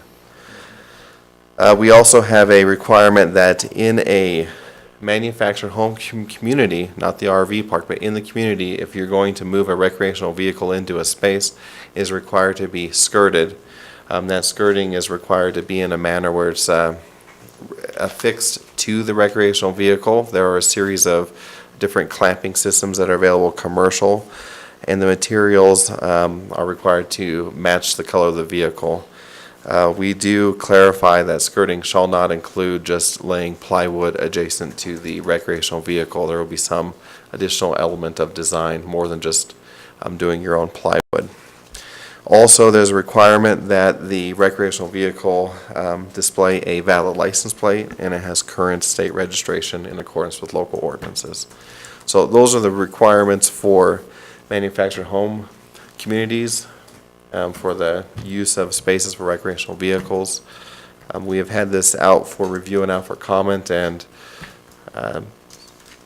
people seem to be receiving this well. We haven't had any concerns that have been addressed. I'm open for any questions you may have. There are some representatives of different communities here as well. Thank you. Councilor Hanson. Thank you, Honor. This bullet point number 2 about the 2 spaces and the recreational vehicle to that point in the manufactured home park. The skirting. Now, let us say, if I understand this correctly, I want to come in there and maybe stay a week with my recreational vehicle. They rent that space to me. Then for that week, I would have to get skirting that's commercially produced, add to my mobile home, motor home. The wheels stay on it. I understand that because I want to move in a week again. That I thought was kind of a strange imposition on that. Or am I misunderstanding that? If I stay longer, I can see that. If I want to stay past the 180 days, I can see that. But for a short term, they want to rent this to me because it's available. Is that a requirement then? How do I understand that? Honorable Mayor and Councilmember Hanson, yes, if you were choosing to stay in a manufactured home community, there would be a skirting requirement for any length of time. If you were choosing to stay in a campground or RV park like the KOA, then that requirement is not there. Correct. So it's just a requirement if you're moving into an area where it's used for extended stays. In talking with a lot of these manufactured home park owners that have contacted us, their intention is not to do rent by the week or rent by the night. They would be looking at renting them for extended periods of time for those workers that might be coming to town or for those people that need that housing option. So they would, if somebody came in there and said, I'd like to use that space because I'm now allowed to do that, they would say, aha, but be sure to skirt the darn thing by tomorrow morning, because that's a requirement. And find something tonight to skirt this with, and it better be professional, not just plywood. Is that correct? Honorable Mayor and Councilor Hanson, in theory, that is correct. They should be telling their occupants they will need to skirt that. And they like that. Wow, I'm amazed. Thank you. Thank you. Councilor Weaver? Thank you, Mr. Mayor. I'm reluctant to go any further with this questioning, but Along the lines of the skirting for the RVs, what are we looking at for the amount of time that a person has to do that? Because if they're not aware of the requirement before arriving and then being informed of the requirement by the park owner or manager, have we specified that here? I couldn't find it. As you said, in theory, what are we thinking is a reasonable amount of time? Because I am imagining a scenario where someone is told they need to do that. They're willing to do it because they're going to be there for, whatever, but how much time do they have? Because it might, they're going to have to find the skirting that is compatible with their model, so on and so forth. I imagine it's not free. So if you could fill me in a little bit on that, Mr. Bloom, I'd appreciate it. Honorable Mayor and Councilor Weaver, there really is no time that is actually identified in the code. It is a requirement that is assumed that upon occupation, they would install that skirting. And at the time of license renewal, there will be a visual inspection to ensure that everything is skirted. It could be easy to add a section 4 under item A2B on page 4, where a clause such as any recreational vehicle site shall be skirted within 14 days, or we could put a number in there. Mr. Bloom, I'm not proposing that. I just wondered if you'd address that, and I'm satisfied with the answer that you gave me. I think we've got the provisions in there that issue will work itself out, so I'm satisfied. Thank you, Mr. Mayor. Thank you. Councilor Somerville? Thank you, Mr. Mayor. Okay, I have a few questions, and I'm going to apologize because I was on the phone the last time that we discussed this, so I couldn't ask any of those questions without sounding like a robot. So the first question I have is, so there's the definition that we have here is a self-contained recreational vehicle means a vehicular portable structure built on a chassis designed to be used as a temporary dwelling for travel, recreation, vacation, and so on. So there are no building code standards for any of these types of RVs, right? Honorable Mayor and Councilor Somerville, that is correct. So the next question that I have is, we're not adopting the fuel code with this ordinance for the propane tanks, is that correct? Honorable Mayor and Councilor Somerville, there are certain elements of the fuel code that are In the fire covered code. under this through the fire code, Okay. and we can ask the Fire Marshal Mark Doyle to do a little bit of a When he gets there, discussion okay. on how the I'm happy to wait. He's ready to propane go. stuff works. He's ready to go. He's been here for a while. Okay, and then, so I also need clarification, removing the 180-day limit. So does this limit now mean that somebody with an RV can go pull up and stay in anybody's driveway in town for an unlimited amount of time? Honorable Mayor and Councilor Somerville, no. The Okay. 14-day restriction on private property will remain. Still okay, so the 14-day on private property is specific to RV parks, that you could have somebody stay in a tent, I think, sorry, I have to find it again, 8.86.090, C.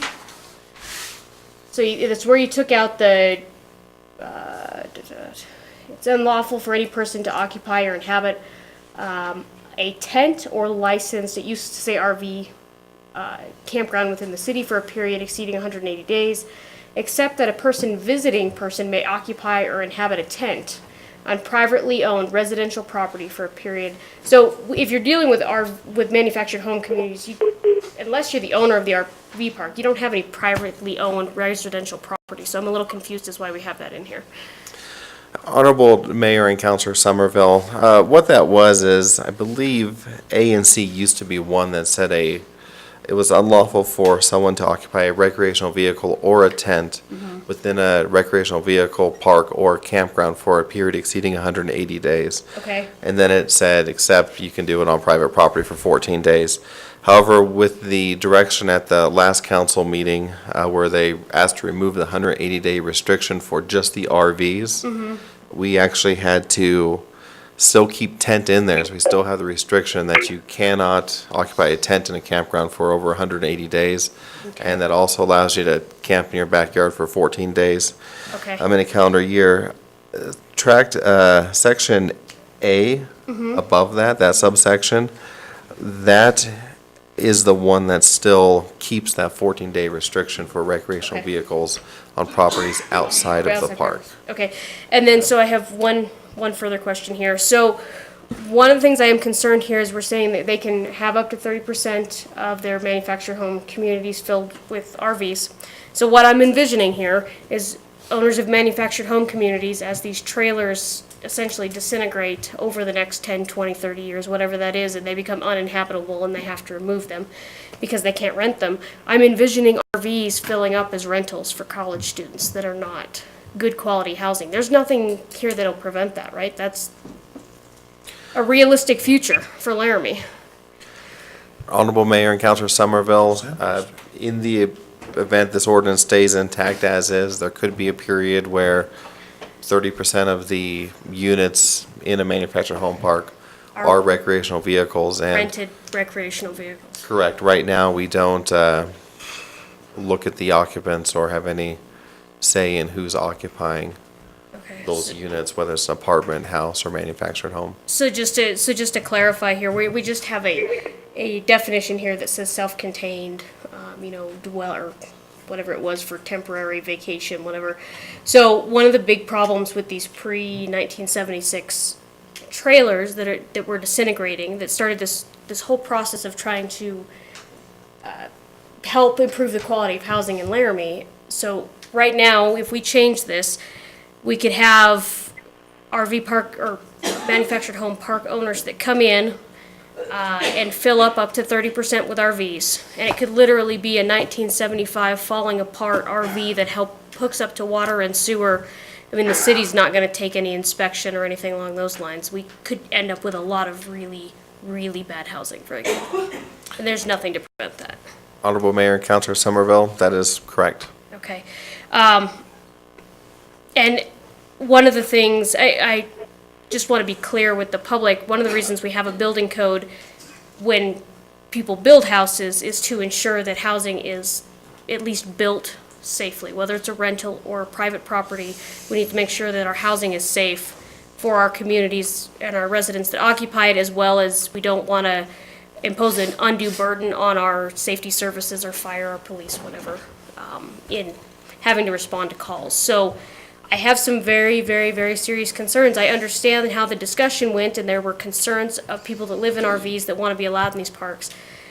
But I don't think that we're being nearly restrictive enough. I think that we are opening the gateway to some very poor quality housing. I think that there's people that would use this as it's intended, and I think that there are manufactured community homeowner or park owners and other not so wonderful landlords in the city that will use this law change to take advantage of college students who desperately want cheap housing, and a 1970s falling down RV certainly fits the bill.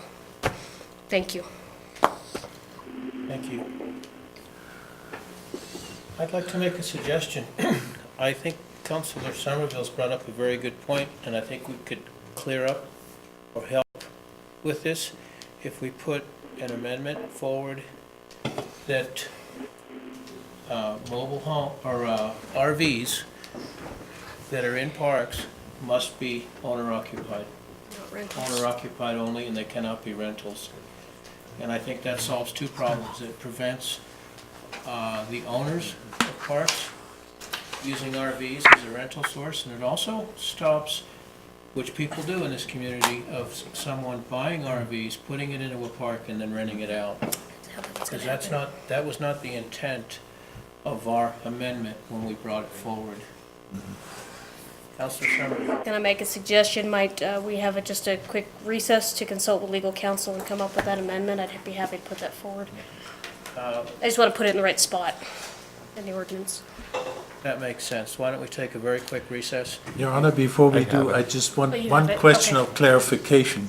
We have a lot of people who, for the winter months or whatever, park their RV in their driveway or something like that. That is not affected by this ordinance in any way, shape, or form. I just want to be Right. sure. Okay, thank Why don't you. we take a very, very quick recess? He says he's got it. You already have it? Charles got it. We can take the break. I'll talk with Jason real Okay, quick. Jason, or It's ordinance City anyway. Attorney, do you need a break, or can you? Give me about 2 minutes, we can come up with Just take something. a quick break. Yes. It's a Yes. yes for a short Quick one. recess. Couple of minutes.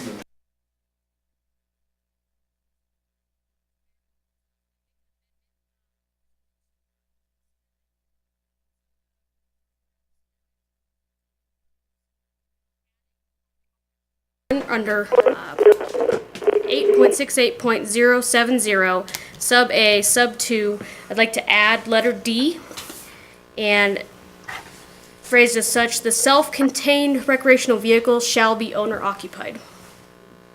That's the first piece of the amendment. Second on that? Well, there's a second piece to the amendment. Okay. You want to put both of them together? Yeah, I figured we could. Can you tell us again where you were? Sure, 8.68.070. 070. And section A. Let's get the amendment on the floor, Counselor Hanson, then we can go back. Yeah. So you can Okay. look it up. And then, in addition, I'd also like to make a technical correction to amend section 8.68.090.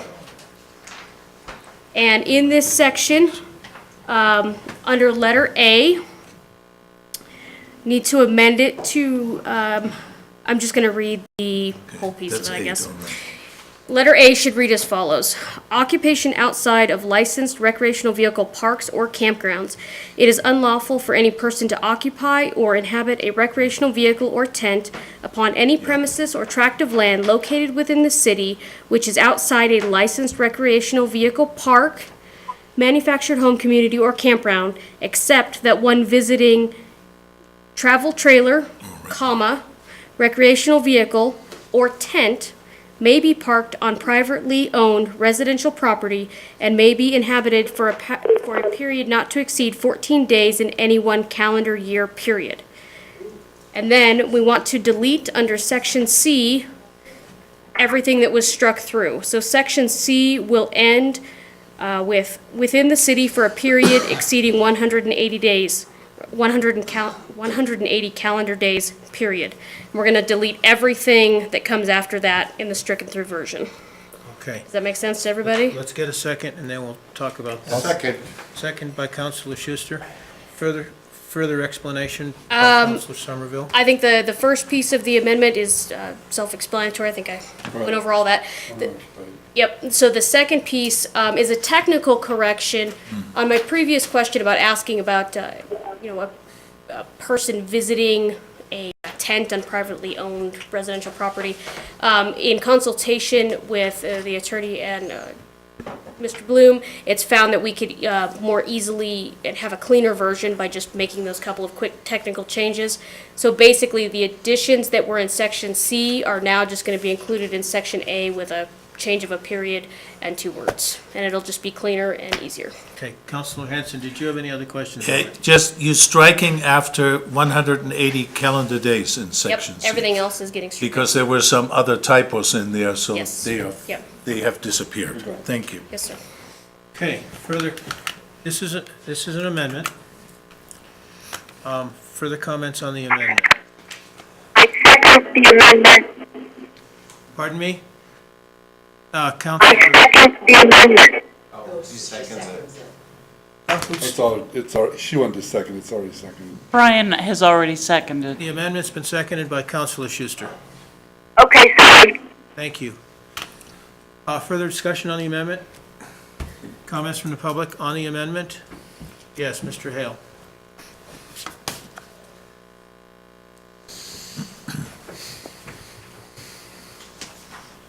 As I understand this amendment, if you had a trailer park, and let's say you had a couple of vacant spots, and the owner bought a recreational vehicle, chose not to park it in their driveway because that's where they parked their car. Let's say they parked it out on the street, and then the city came by and said, you know, this thing's been out here in the street, you need to find a place for it. So the owner took this recreational vehicle and moved it into one of their vacant lots. Didn't skirt it. It sounds to me like they'd be in violation. And, you know, it could be there all winter and they use it in the summer. So that certainly exceeds 180 days. I don't know if that needs to be addressed or not, but it would seem to me any owner that had a vacant lot could use it as they see fit. And if they want to put a recreational vehicle there and not skirt it, that's certainly their option. You know, probably maybe the technical aspect would be, you know, whether it's occupied. But then how do you define whether it's occupied? What if the owner likes to go in there once in a while and watch the football game? He's got a TV in there and his bride doesn't care for football or something like that. He's occupying it. And, you know, how do you define occupying? Is it 24/7? You can't leave it, then it's occupied? I think this thing could be a hornet's nest. Thank you.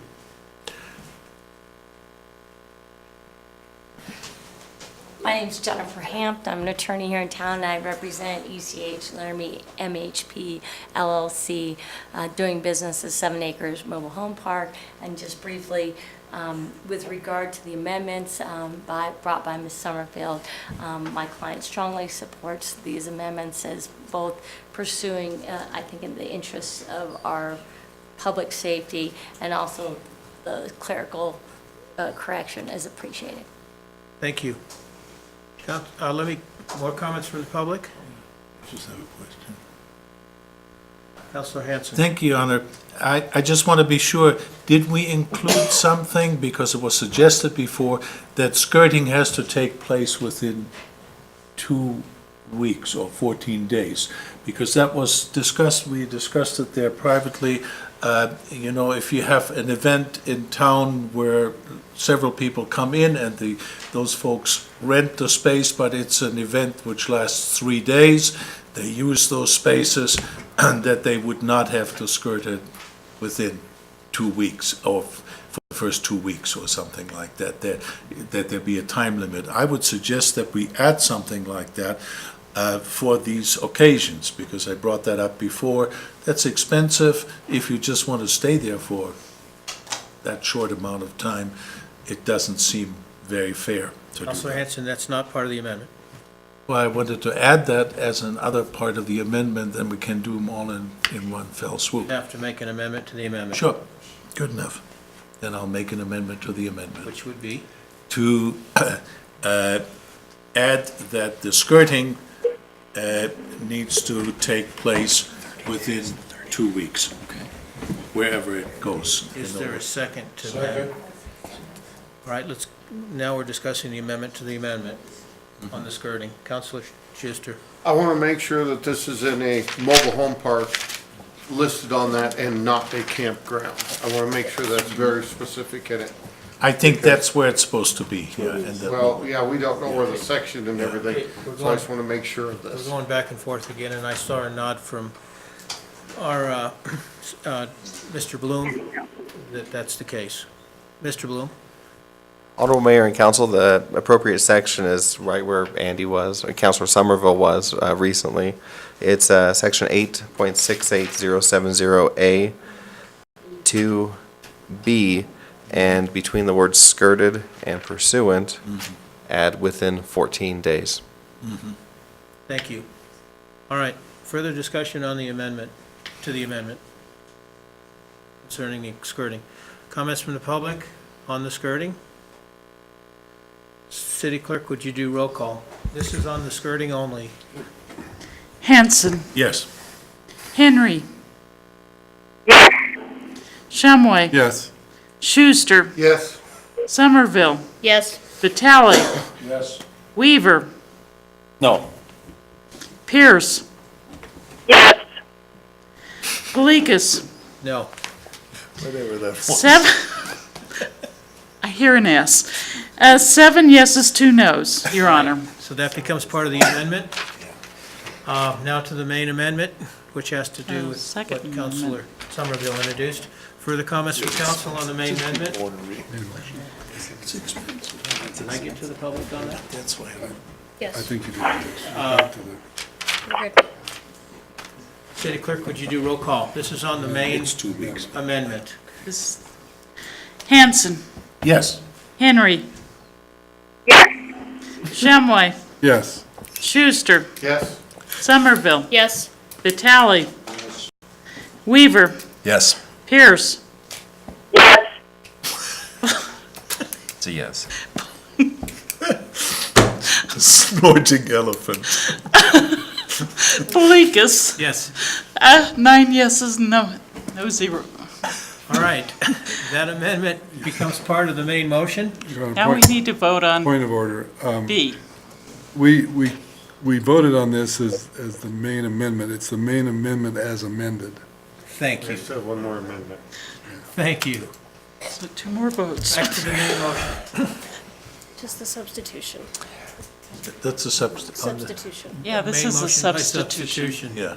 Your Honor, I'd like to recommend that we hear from Mr. Doyle. He's been waiting, and he's going to discuss some of the issues regarding propane storage. Thank you. Mr. Doyle? You thought he'd gone. Fire Marshal? You're on.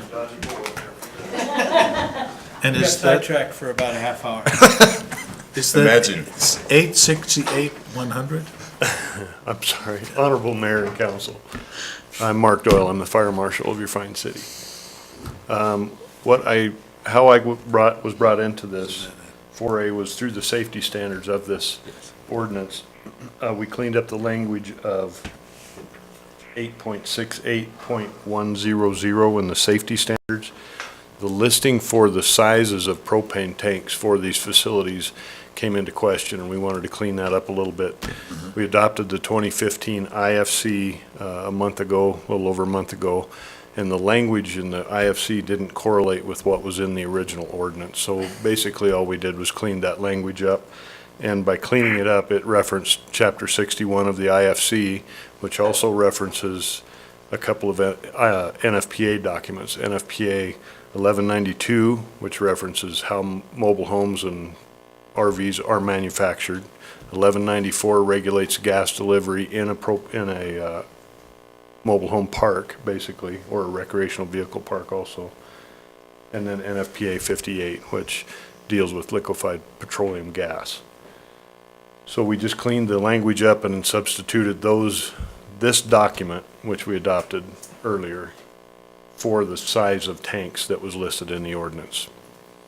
It did get a little bit restrictive, but all we're trying to do is support this document with this ordinance. It just gives us a little bit of clarity as far as where you can put a propane tank and where you can't put a propane tank. And we're not prohibiting anything, but the installation of a propane system in one of these congested areas has to meet these codes. And the codes require a 10-foot setback from a property line, a lot line, public way, and another structure. So the 10-foot lot lines for a 500-gallon or less tank comes into play. Now, a 500-gallon tank is 36 inches high and 10 feet long. That's a pretty substantial amount of propane in a congested area. So we aren't, however, regulating the barbecue grill situation or the 30-pound cylinders, which are very common on a recreational vehicle. If they can be put securely on the vehicle while it's in use. So we're not regulating that. But if you have any questions for me? Questions? Councilor Hanson? Thank you, Your Honor. This is the yellow passage in our document. I believe that's And it reminds me of certain biblical sections which need a lot of exegesis in order to be understood. Oh my. I just hope that the mobile home owners or the proprietors or whatever understand this to know what it all means? Or should we add a few sentences saying that means you can have such and such a tank at such and such a distance? I know it's in other places, but I think it would be so good to have it here so that you could read it and say, this is what it actually means. Because right now, you have to go scurry around and find it in other places. Honorable Mayor and Councilor Hanson, that's entirely up to you or Charles Bloom. I did have discussions with a couple of the trailer park personnel, managers versus owners, and they seem to be on board with it. I think another good conversation to have was with the propane suppliers. The propane suppliers, I think, have pushed the boundaries of what their own limitations are, and typically the propane delivery people and the suppliers, their regulations are more stringent than what we have, and I like to see that. That's wonderful. But I do think that at the very least a conversation needs to happen with the propane suppliers and let them know that, so to speak, they're on our radar and that they have to meet this criteria. So if we get into the NFPA document, it is very clear, and even in the IFC document in Chapter 61, which is referenced by this code, it's very clear and very easy to read that if you have a propane tank less than 500 gallons, you have 10-foot restrictions. If you go above 501 gallons, it moves to 25 feet. And then, Councilor Somerville, I believe you made reference to adopting the International Fuel Gas Code. That's also brought up in Chapter 61 of the IFC, of the International Fire Code. So it will bring some reference into that, but it deals a little bit more with, once we put this tank on this location, how do we get the gas into the structure and how do we take care of it once it's in the structure? So that the IFC, or the International Fuel Gas Code, is adopted by reference in the International Fire Code. So. Thank you. Further questions for our fire marshal? Thank you. Thank you.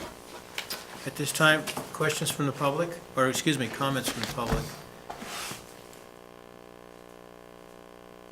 City Clerk, roll call, please. Okay, this is approving Amendment B, correct? Yes. Yes. B, Yeah. yeah. Yeah. Hanson, Yes. Henry, Yes. Shumway, Yes. Schuster, Yes. Somerville, Yes. Vitale, Yes. Weaver, Yes. Pierce, Yes. Polikis. Yes. Total of 9 yes. Now to the main motion. Thank you. So Amendment B's been approved. Now to the main motion. Which is to Further approve. discussion on the main motion?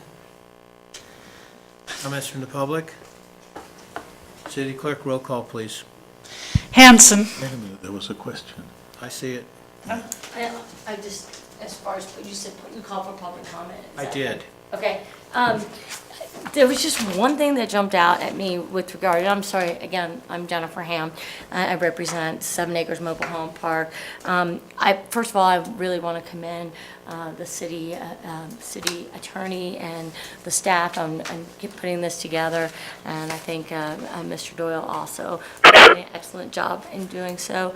The one thing that didn't make a whole lot of sense to me was that we look at 8.68.070C. It says that that all self-contained recreational vehicles shall display a valid license plate with the current state registration in accordance with the local ordinances. I guess I would ask the city council to consider, if people are using these recreational vehicles as residents, then I believe they should be treated like any other mobile home, and they should be taxed under private property. But I'm not sure that it makes a whole lot of sense to make them, if they're going to be used as permanent structures, that they have to maintain a valid driver license plate. And so I would leave it to the discretion of council, but it seems like sort of an either-or. It's either a permanent structure, and it should be taxed under our county private property taxes, or if they intend to may allow it, so it could be either.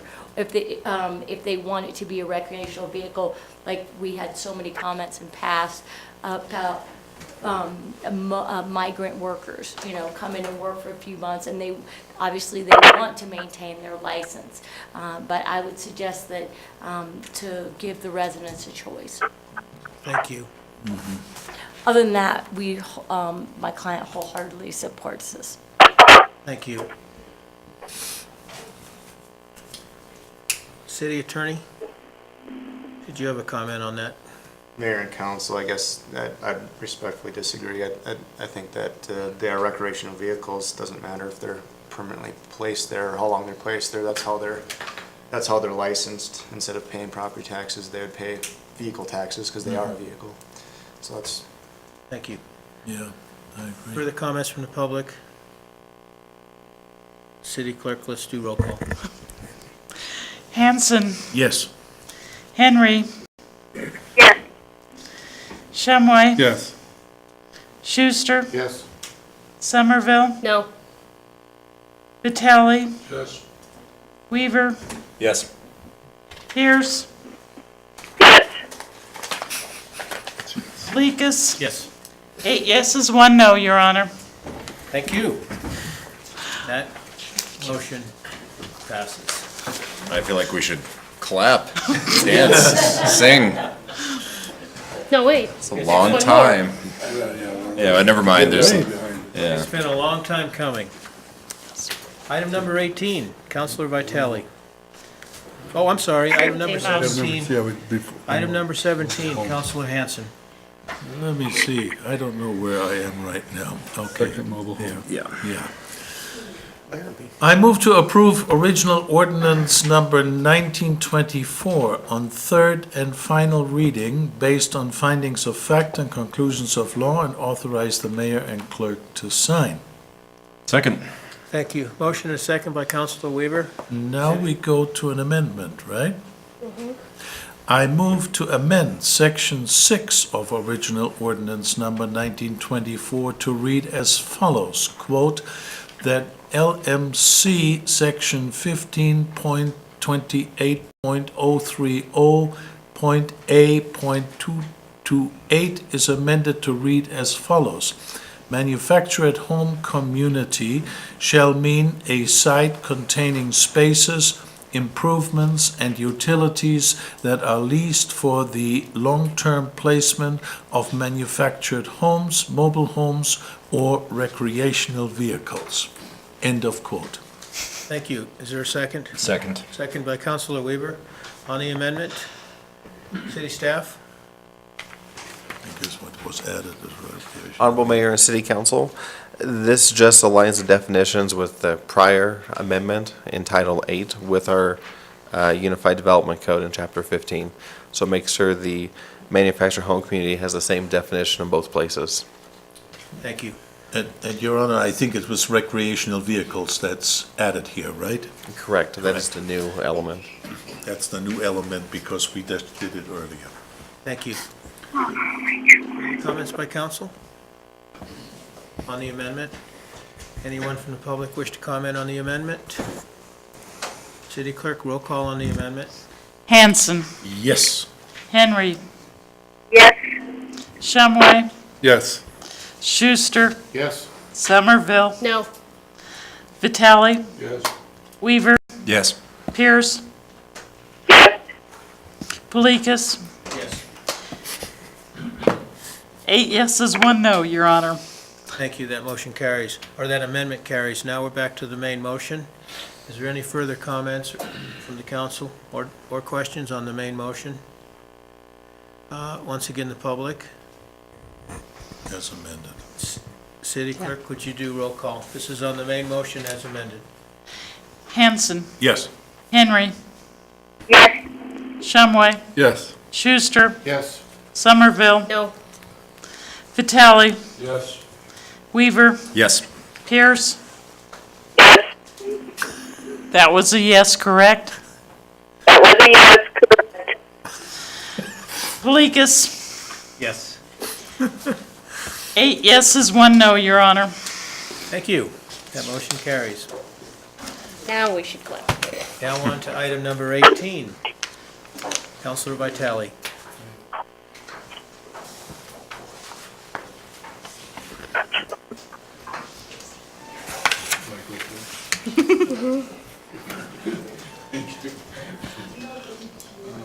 I move to direct staff to enter into negotiation with Mountain Cement Company for a purchase offer for 722.60 acres of property on the city's Monolith Ranch in the amount of $400,000. Thank you. Is there a second on that motion? Second. Second by Councilor Weaver. Assistant City Manager. Honorable Mayor and Council, this is the item before you is consideration of a possible sale of Monolith Ranch acreage as proposed to you by Mountain Cement. We have had multiple discussions on this. We've had tours, had public comment. I think before you is a policy decision that probably needs your discussion and most likely some input from Mountain Cement. With the hour being late, I'll certainly stand for questions, but just open the opportunity for you to discuss as how you may want to move forward. Any questions for Mr. Darragon? Thank you. Councilor Hanson. Thank you, Your Honor. We have, of course, two motion options listed for us here. And I don't know how we should proceed. Let's say if this first one passes, the second one is moot. If it fails, do we then go to the second option, or how does this work? I'm at a loss. Honorable Mayor and Councilor Hanson, as I approach this and hearing some of the dialogue that the council has had, there's uncertainty as to whether you want to sell this property or just have a surface damage agreement and move forward. I propose those two options from the standpoint of, I believe it's the request, well, it is the request of Mountain Cement to purchase the property. I think that is what they would like to see, but that is certainly a policy decision of the council. If that does not happen, I believe Mountain Cement would still like to mine this area or at least explore that possibility. Therefore, motion option 2 would come into play. Okay. And that's how I've presented it for you. I'm open to clarification from the city attorney as well. So. Jump in anytime. Your Honor, a point of procedure, I would think that the council, at this point, we could simply Defer. well, we could decide whether or not we want to move to option 2 if option 1 fails, and just stop at the first option that receives majority support from council. I would agree. That's what I suggested. And I would also I agree, hope so. I would also suggest that option 3 would also be on the table, whatever that may look like. So there's actually, Correct. if option 1 were to be voted down, option 2 would be available, option 3 in some form would be available, or do nothing would be available. Maybe not recommended, but available, as you had suggested. I agree, Your Honor. Thank you. Councilor Somerville. Procedural question. Could we not, could a council member not make a motion to amend the purchase offer to surface damage agreement? I think council can always make a motion to amend. If you want. However, Mayor, City Attorney? Mayor, council, in theory, you could do that, or just move on to option 2. It's the same thing. All right. But motion 1 is on the... We can go to council discussion, or I can request that Mountain Cement's what's on the representative floor? Number come 1. forward. Number 1. Right now on the floor is option number 1. Did I mention who the second was on that? Paul Weaver. Thank you. Why don't we do this, before we go to comments, why don't we suggest that counsel for Mountain Cement come forward?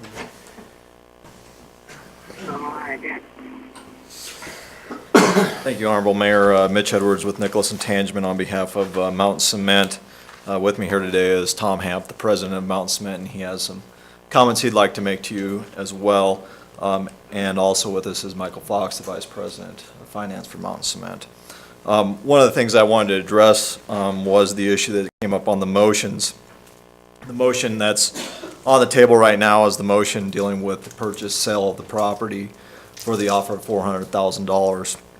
That's the motion that Mountain Cement would like you to consider. In the event that does not pass, Mountain Cement would prefer that it just remain as not pass, and we can come back and revisit this at a different time with how Mountain Cement would prefer to move forward, whether that's with a surface damage agreement or some other form. I can tell you that that the land swap, while it's an option on there, is not something that Mountain Cement will ever be agreeable to at this point.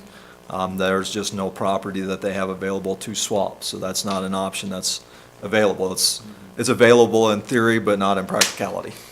So that's something that's just not available, and Mountain Cement isn't willing to entertain that. So what Mountain Cement would like is either an up or down vote on their offer, and if we hope that you, like the Monolith Ranch Committee, will support that. We see the benefits of that not only for the city and for Mountain Cement, but for everybody. Mountain Cement, this is one cog in the mechanism for moving forward with this particular project, and it's one important element that Mountain Cement has with respect to its operations in this community. And we've heard a lot tonight about supporting your local businesses. We feel a vote in favor of this supports your local business. We've heard a lot of discussion about safety, whether it's parking or whatever. Part of this purchase is to ensure that the mine can move forward in a safe manner, and that's one of Mountain Cement's main concerns with moving forward towards purchasing this property. With respect to this particular matter, we do hope that you see this as an opportunity to help support a very large and substantial business in this community. A business that has been here for a long time, but that over the years prior to the current owners owning it had some difficulties, and that's how the city ended up with the Monolith Ranch. And when the city purchased the Monolith Ranch, they didn't want to purchase it all. In fact, this particular property, I understand, was not part of what the city wanted to purchase because it didn't have any water rights on it. And here we are, the predecessor to Monolith is trying to buy that back from the city at prices much greater than the city paid Monolith for it. We find that kind of ironic, but we also find it ironic that the discussion of buying a piece of property that the city never wanted in the first place back has taken as long as it has. But it's been fully vetted, and we appreciate that. We appreciate all your efforts, and we hope that you vote in favor of this particular motion to sell this property to Mountain Cement. Councilor Hanson? Thank you, Your Honor. From what we've just heard. Okay. Oh, I'm sorry. What are we here for? Go ahead. I think we've got 3 people that would like to Thank you. speak. That's fine. So please come forward, identify yourself for the record. Good evening. I'm Tom Hamp. I'm the president of Mountain Cement.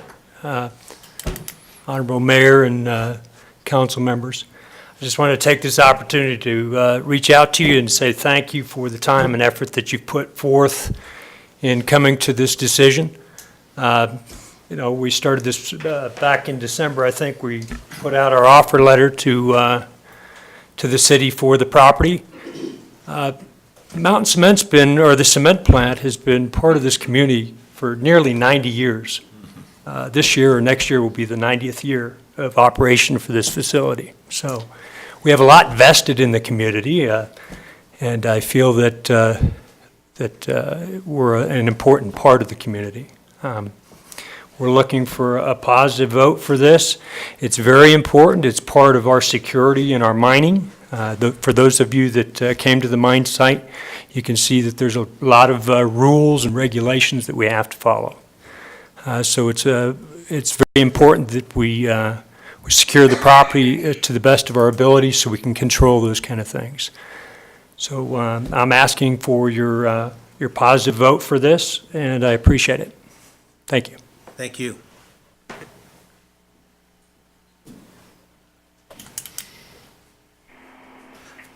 Why don't we hold off, Mr. Harris? Let me get council comment, and then I'll open it up to the public to speak, okay? So, first of all, are there any questions that council would like, either from the applicant or from our staff, before we go to comments? Please do, Councilor Somerville. This would be for Mr. Edwards. It's your exercise. Come back up. So I just had a question of clarification. I think we've spoken about it, but I don't know that anybody else has had this conversation. So it is my understanding that Mountain Cement does not own the mineral rights under the City of Laramie's land today, currently. That is correct, right? Honorable Mayor, that is correct, and as we stated in our December offer letter, that the federal government, the BLM, owns the mineral rights under that particular property, and so the next step in Mountain Cement's process would be to approach and go through the BLM process of acquiring those from the federal government, and that's where the substantial amount of money will ultimately be paid, is in the mineral rights and acquiring and those through the sale process. So are there any obstacles to Mountain Cement acquiring those mineral rights from the federal government? Is there any situations where you would not be successful? I cannot say with 100% certainty when you're dealing with the federal government, but we don't see any particular obstacles for us. That doesn't mean that there won't be some that arise, but we don't see those under the sale regulations. The way it works, we don't see any issues there. And as far as the different types of bidding and things that go into that process, there's really no one else in this community that could utilize that shale. And so we don't see any particular issues arising, but there could be some that are unforeseeable to us. That's definitely a possibility. I think I know the answer to this obvious question, but from my seat, it certainly would make more sense for you guys to own the mineral rights before I sell you the land. So is that a possibility for you guys to acquire the mineral rights before we sell you the property? Your Honorable Mayor, this is kind of a chicken and egg scenario for us, because the mineral rights part of that process is dealing with the surface and having that consent. The BLM likes to see that you have some type of control or ownership of that surface before you go through their process. And we would like to know with certainty that we were going to have the minerals before we went through this process as well, but we're in a chicken and egg scenario. And this is the BLM being the more expensive piece of this process, if you will, in acquiring the minerals and paying for those. We see this as the first step to making sure that that particular purchase goes through. So this is a necessary component, as we see it, towards the next step of purchasing the minerals. And one final follow-up, if I can, Please Mr. do. Mayor. So being owner of the property improves your odds of being successful in the purchase? Not necessarily. I guess it does improve them in the sense that now we're talking with the BLM and they understand that we own the minerals, or we own the surface, and we're going to mine there, and we've jumped that hurdle, if you will. So it's one step closer, and they know that we're going to be able to mine it and move forward. If we don't, there's a process we can go through with them with respect to not owning the surface. It's just another process that we go through with them to do that. So Thank you very much. it kind of improves it, but it doesn't change the overall outcome of the sale. Thank you. Thank you. Other questions for either staff or, yes, Councilor Shumway. Well, I have one for Mr. Edwards, if you want to come back. Stay right here. Maybe you should sit. Sit in the chair. Should the city decide to retain the surface rights and somehow you obtain the mineral rights, would that, the question I have is on liability. On someone that, now if we have the surface rights and someone is either just through use or through trespass, there's some liability that comes forward. Obviously that falls on the city because we have the liability because that's property that's owned by the city.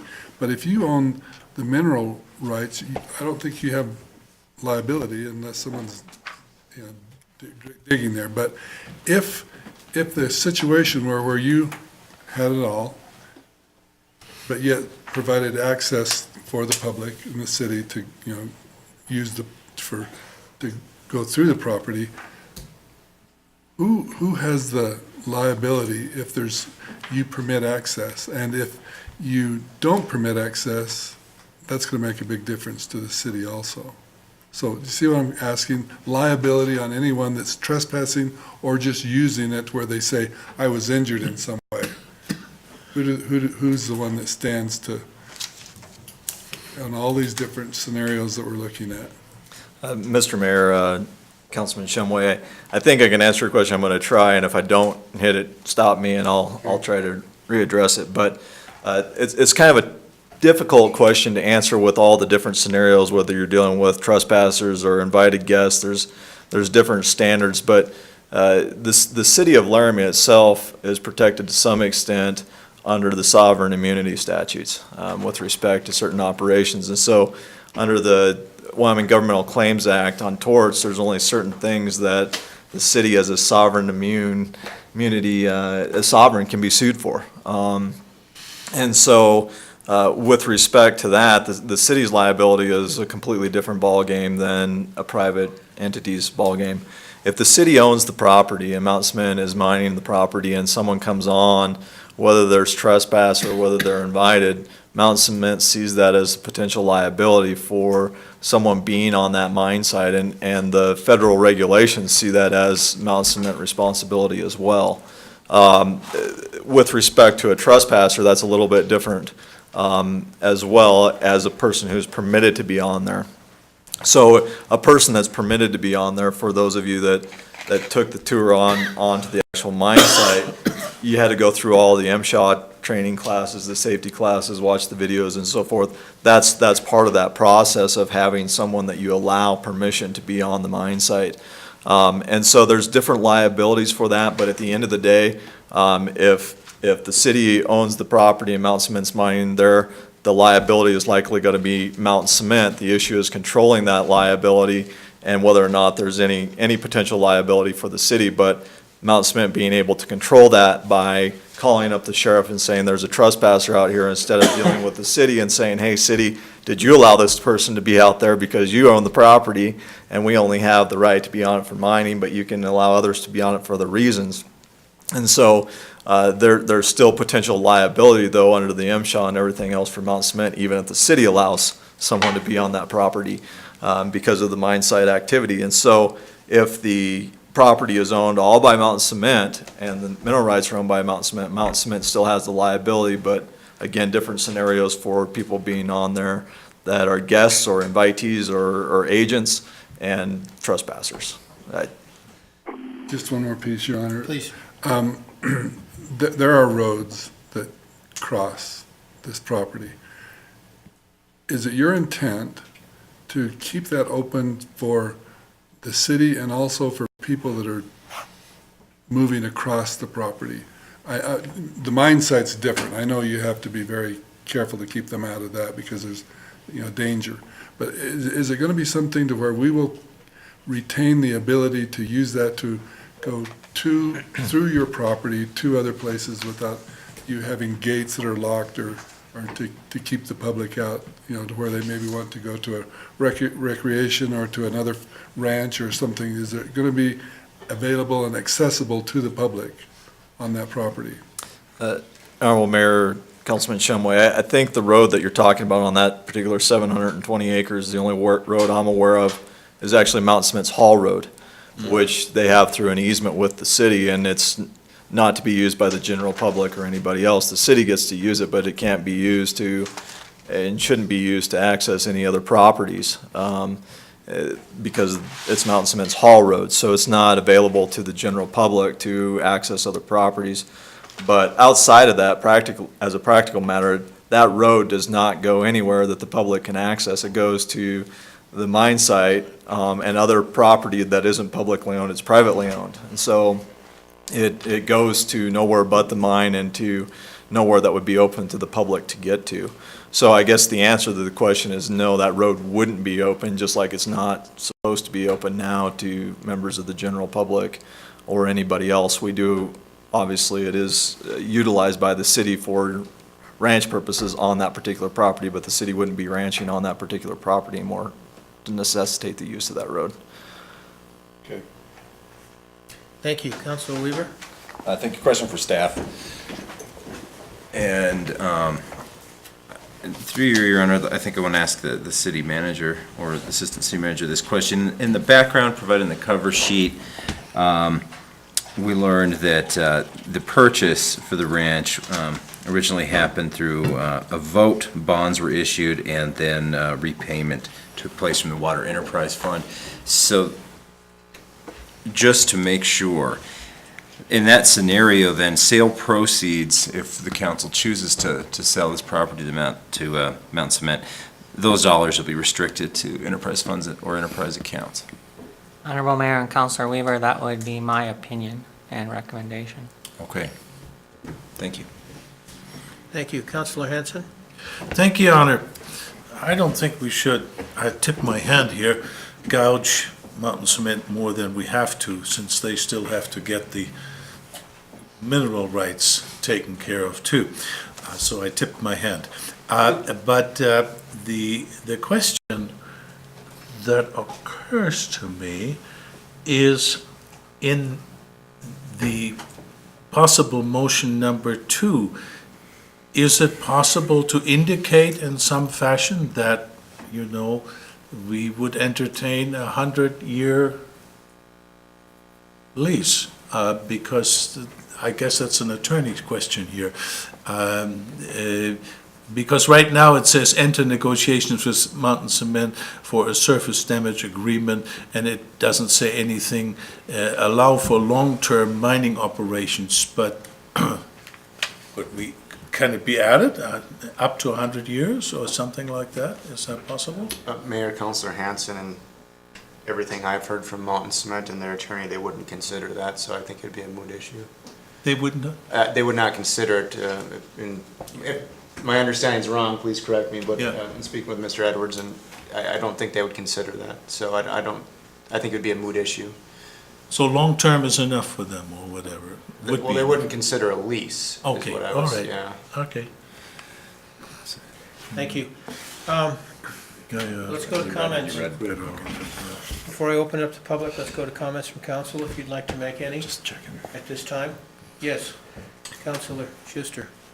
I understand do not want to hear about a lease. I agree with Mr. Hanson that if we could let the BLM know that they are a valued business in this town, that we don't want to do anything to slow their mining operations so that they can get the proper shell, so that they can build the concrete that goes all over the country. I would be happy to provide that letter to them, to the BLM. But the public comment has been huge to us. We talked about how public comment have been. We've had up to 30 people in here just to discuss this. And all of it has been that, well, we understand they have the right to mine it, even though they don't have the surface rights. We would be fine to sign off that we would give them permission to surface right it. So I would love to entertain a motion to give them 100 years to mine it, but they said they're not interested in that, but they will go after the surface rights and then probably come back and talk to us again.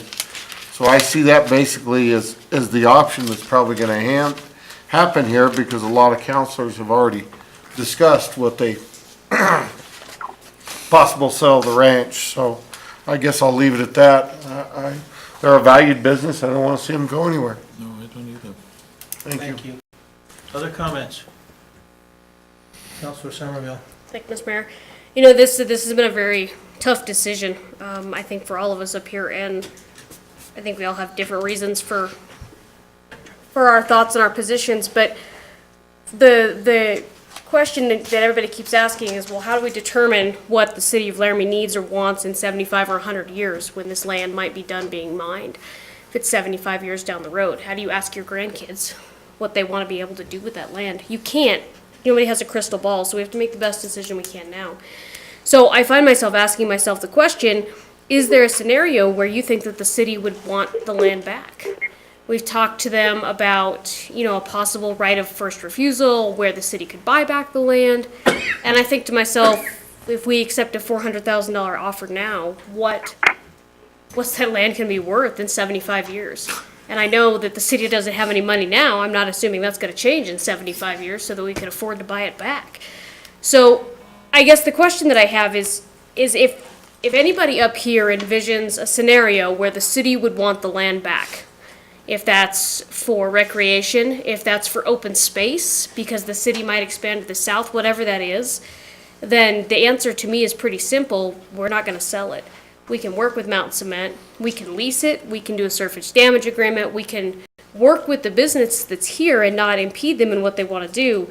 But I think that this is a huge chunk of city-owned property, and despite the fact that it keeps being called Cactus Prairie, I think that it has some significant value for the city, and mainly for the city in the future, 50 or 75 years down the road.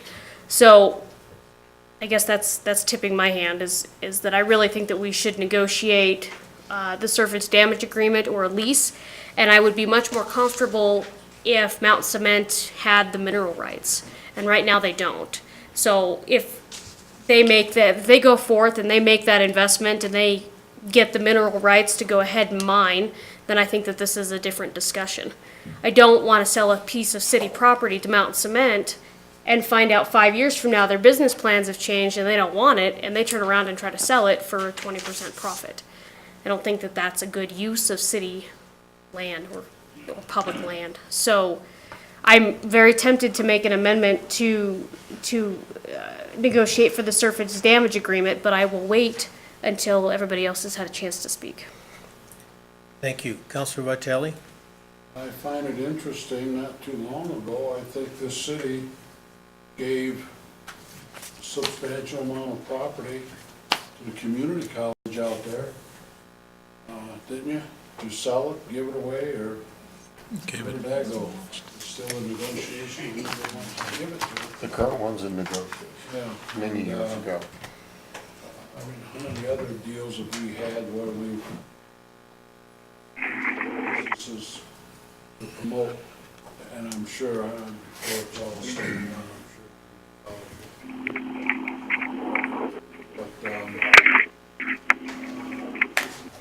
and at Turner Track, you look at all the land up at Turner Track, that was all supposed to be sold for commercial value.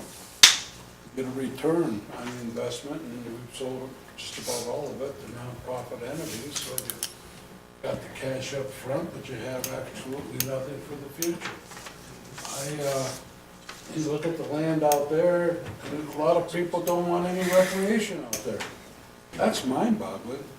Over 10,000 of open space area in the west, and you don't have a mindset or the ability to look at open space usage. I heard the Gopher Dam with the folks helping us with that, and that's supposed to be restricted to no public use. So I you know, and looking at this cell and looking at all the interviews of 722 acres compared to the big picture, I think the return on our investment is going to be from the jobs, the sale tax, and all the other economic values that will happen with this land. And who's to predict 20, 50, 100 years from now that we say we've exhausted our potential and we'd like to donate it back to the city? You know, that's always a possibility in these situations. So for them to move forward with their business venture, selling them that land is not going to interrupt or disrupt or jeopardize any future grandchild or whatever in the use of that land. I doubt in another 30, 40 years of grandchildren here, that land probably will still be underdeveloped. So I'm for, let's let them have it, let's let them move on with their business, let's receive our income in the short term with their investments and so forth. Thank you. I know that Councilor Henry would like to speak to this issue, and I know that she has a written statement that she'd like to be read by Councilor Hanson. I was asked to do that, yeah. Should I do that now, Your Honor? Please do. Okay, this is Vicky Henry. One of the most important things that Laramie can do to positively impact visitors and residents is to protect our view sheds. Quarrying and mining operations are noticeably unsightly to visitors and residents alike. Visitors notice immediately when a city has junk, property, unsightly buildings, and ground disturbances at its gateways. Surface damage and rehabilitation at mining sites are controlled by the Land Quality Division of the Wyoming DEQ. I believe it is up to the city of Laramie to decide how we want our gateways to look. Do we want to invite visitors and potential residents? Do visitors bring us economic benefits? Do visitors spend money at our gas stations, shops, hotels, restaurants, and other service providers? Are Laramie's landscapes enjoyed by local and non-local recreation enthusiasts?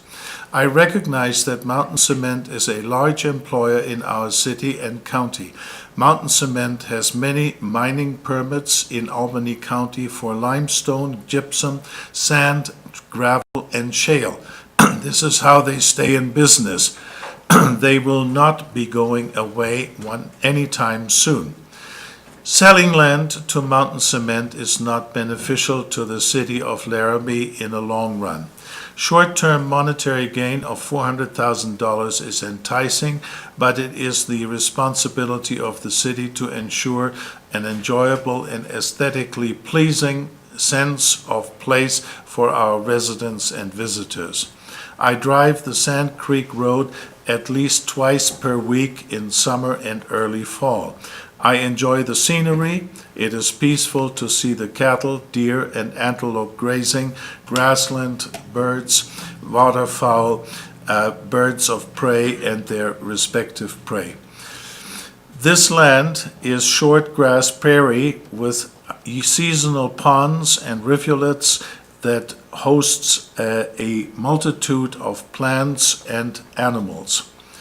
Laramie Audubon Society uses Sand Creek Road to visit the National Wildlife Refuge on multiple annual field trips. The proposed land sale would occur next to this road, 722 acres along the north and west side of this road. I encourage council to vote no on this proposed land sale. I encourage council to instruct staff to develop a surface damage agreement that would at least enhance the rehabilitation of the area post-mining and/or limit the acres that are mined in a specific period of time. And that would recover the loss of grazing fees we currently receive from the ranch lessee. And I encourage council to establish an ad hoc committee to develop a master plan for the Monolith Ranch as stated in the Parks and Recreation Master Plan. Then she has a short addendum here. And by the way, in a recent presentation to council, we were shown that $400,000 would be obtained in 1 year with a monthly $3.62 increase to our 9,200 water and sewer accounts. That is how little $400,000 really is. I'm not proposing an increase to our water and sewer rates. I'm just using that as a comparison. This is the entire statement that I was given. Thank you. Thank you. Further comments by council before I open it up to public? Yes, Council, I'm sorry, Councilor Weaver. Oh, that's all right. You were on the list. Yeah, thank you, Mr. Mayor. Just a couple of thoughts on this. You know, I was asked to imagine scenarios where we might regret the sale or might have a future use for that land, and certainly I can imagine a number of scenarios, but you know, of course, the other side of that is that whether or not they'd really happen or not, you know, we can ask that question too. In practice, well, we don't know. I mean, it's a hypothetical. Our Our Monolith Ranch Committee approved a sale, and I think they got it right in this case. I think they considered the same issues that we've had to consider, and I think they reached the correct conclusion. I also think it's correct that we need a long-term plan for the Monolith Ranch, and I think we've understood that for some time, and we've heard staff recommend that we put some thought towards developing a plan. I agree. I don't really think that's in any way related to this. It's not the responsibility of the cement company that we haven't been able to do that yet. We haven't had a chance to construct that plan. And to use that as an argument against selling the property is a little bit of an exercise in flawed logic from my perspective.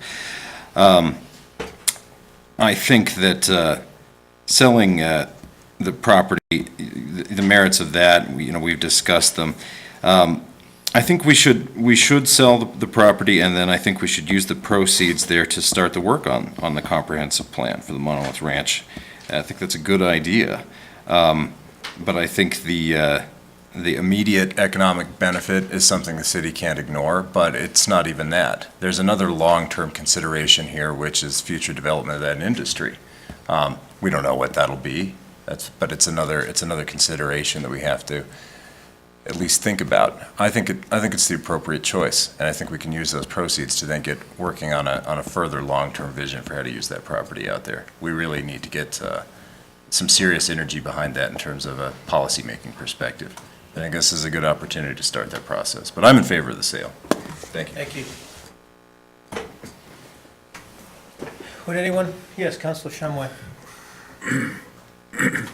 For staff, I just want to, because prior to this, this proposed sale that came forward, I understood, that there is no water rights connected to this property, that we really haven't looked at it for a recreation at this time. There's much better suited places on the ranch for that.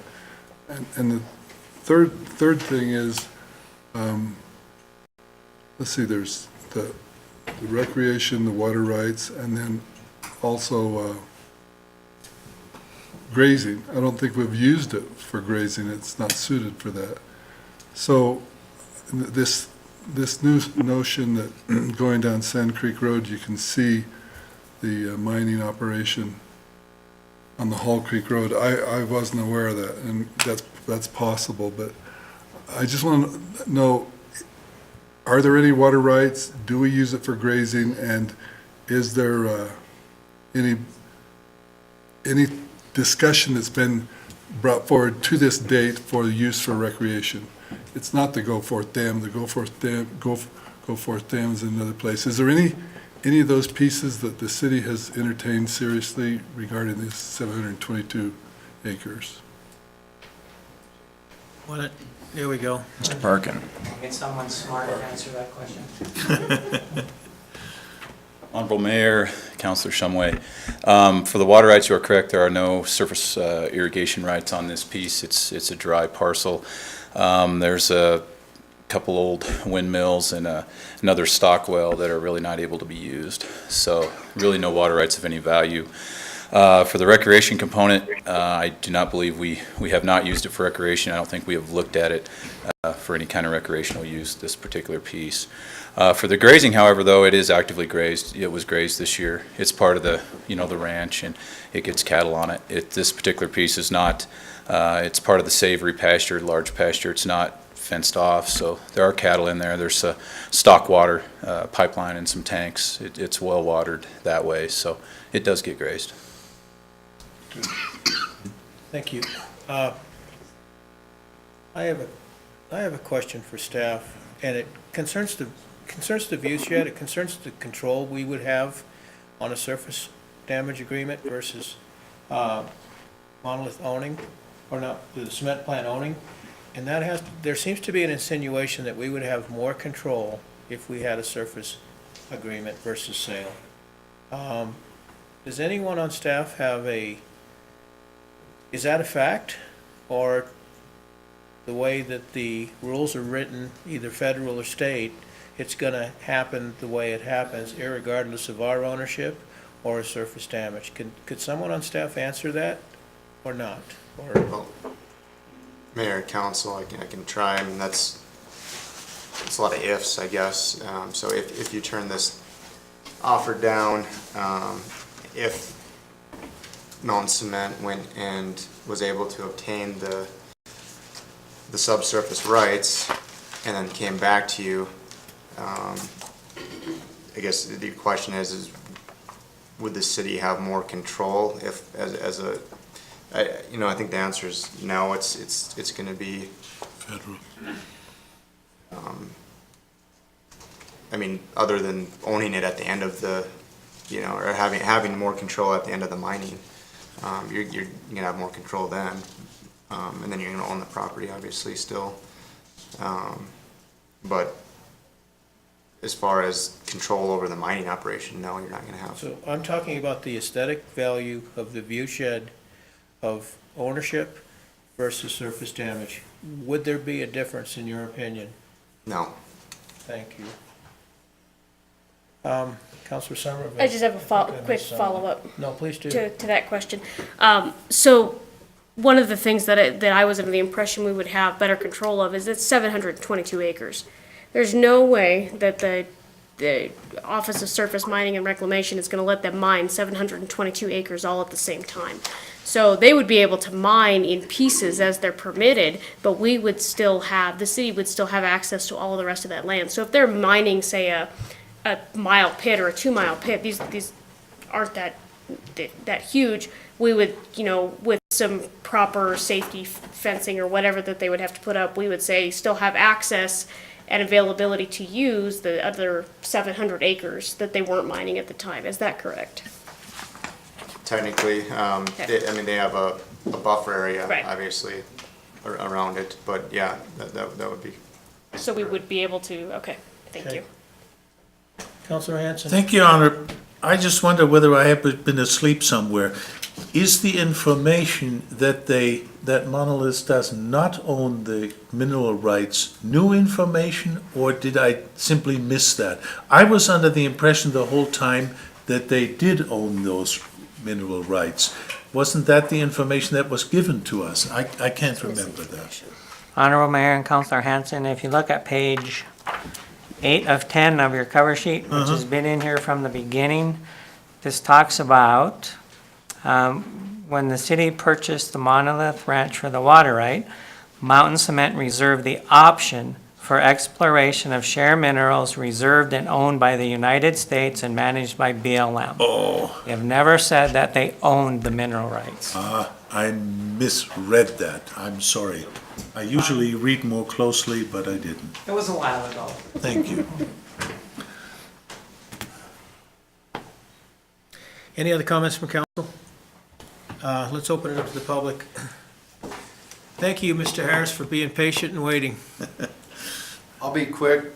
J.J. Harris, Laramie Chamber Business Alliance. On behalf of the Chamber Business Alliance, as we stated earlier, we're in support of this wholesale to Mountain Cement. We recognize the benefits and economic impact, the job creation potential, and the added benefit. And we know you're good stewards of what you've been entrusted with, and you've got a hard decision in front of you.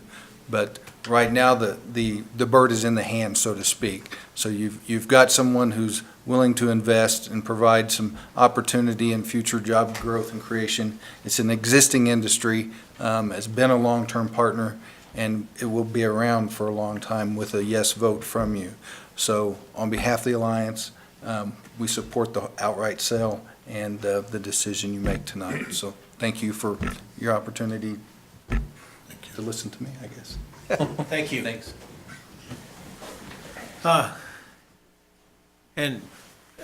Sir, thank you for being patient also. Marius Favre. Could you repeat your name to the Marius Favre. Thank you. I was an early of an opinion that I voiced clearly to the council and concerning my opposition to the sale. Principally, my opposition was based on two factors. One, was the consideration of the master plan and actually a plan for the long-term development of the Monolith Ranch. And I thought that that was a question of putting the horse before the cart. Secondly, I was concerned about short-term financial gain versus the long-term sale of an asset. Since then, I've had a certain amount of time to reflect on the issue. I visited the mine site with members of the council. And I have had some change of view, and I thought it was important to provide the council with that opinion. First of all, concerning the sale, and I think my opinions have become much more nuanced. First, concerning the sale, and as was discussed here, I don't think that would have an impact in terms of water rights. So that's not really an issue for or against the sale. Also, when you look at the master plan in terms of the Monolith Ranch, there really is no recreational element within the preliminary plan for that parcel of land. And when you go out to look at it, you do see that there's really not a lot of recreational opportunity there. Therefore, I said, okay, there's fewer obstacles concerning the sale of the property than I initially considered. I do regret the fact, and that was also mooted here, that apparently a land swap is not within the realm of the possible, because again, that would have been probably the best of all worlds. I've also have indicated in the past, and I know that there's considerations to be made there, is that if there was a sale of the property, I think it would be important to take those proceeds, and I know there's restrictions with the enterprise fund, but at least earmark that amount of funds for the development of a master plan and the recreation facilities at the Monolith. All that said, in my opinion, I thought, well, I've got much less objections to the sale of the property. There is an however, and however is the value of land and the requirements and the need for land within 50 years or 100 years. That's kind of the $64,000 question. What's going to be the value of the land? What's going to be the demand for that land? And the problem that you're facing, unfortunately I don't have to make this decision, is what is that value? And once the land is sold, it's gone. And you can't step backwards and decide that, well, maybe we made a mistake, or from 50 years from now, we actually really want that land. So with that, I can't provide you with a firm feeling, but I do feel that there are some good reasons that possibly, consideration of the sale could be made, with a big question mark about long-term value of the property and what will happen to it. Thank you for your time. Thank you. Anyone else wish to comment from the public? Councilor Somerville. Thank you, Mr. Mayor.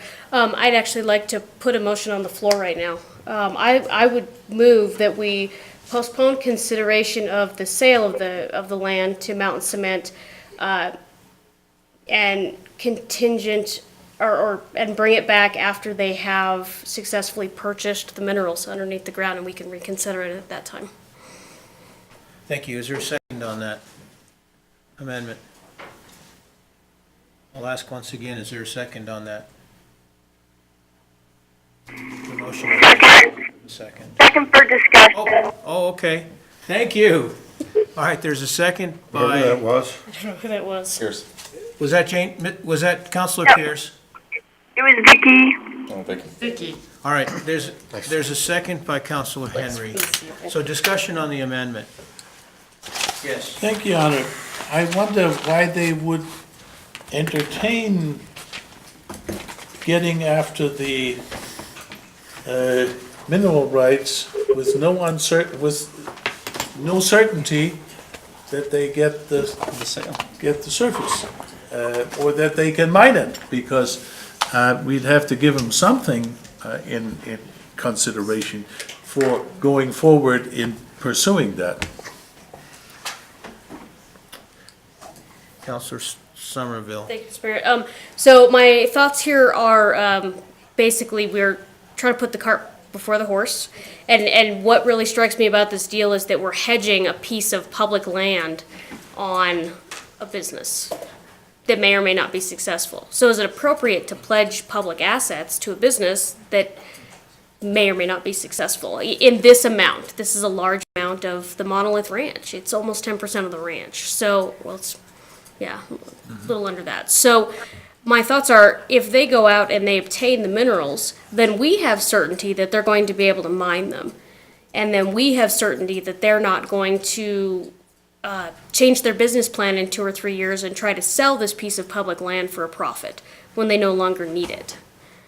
So I think that that would give the city and the residents some reassurance that this will actually be used for the purpose in which it's being used for. And I don't doubt Mountain Cement's intentions, but businesses change, economic climates change, and I would be devastated to sell them this piece of land and even in 5 years find out they've decided they no longer need it and they sell it for $600,000. So basically, we've given a private company a public asset to hedge a business idea on, and I don't think that's appropriate. I really think that they need to own the minerals to be mined before we can even consider either a sale or lease.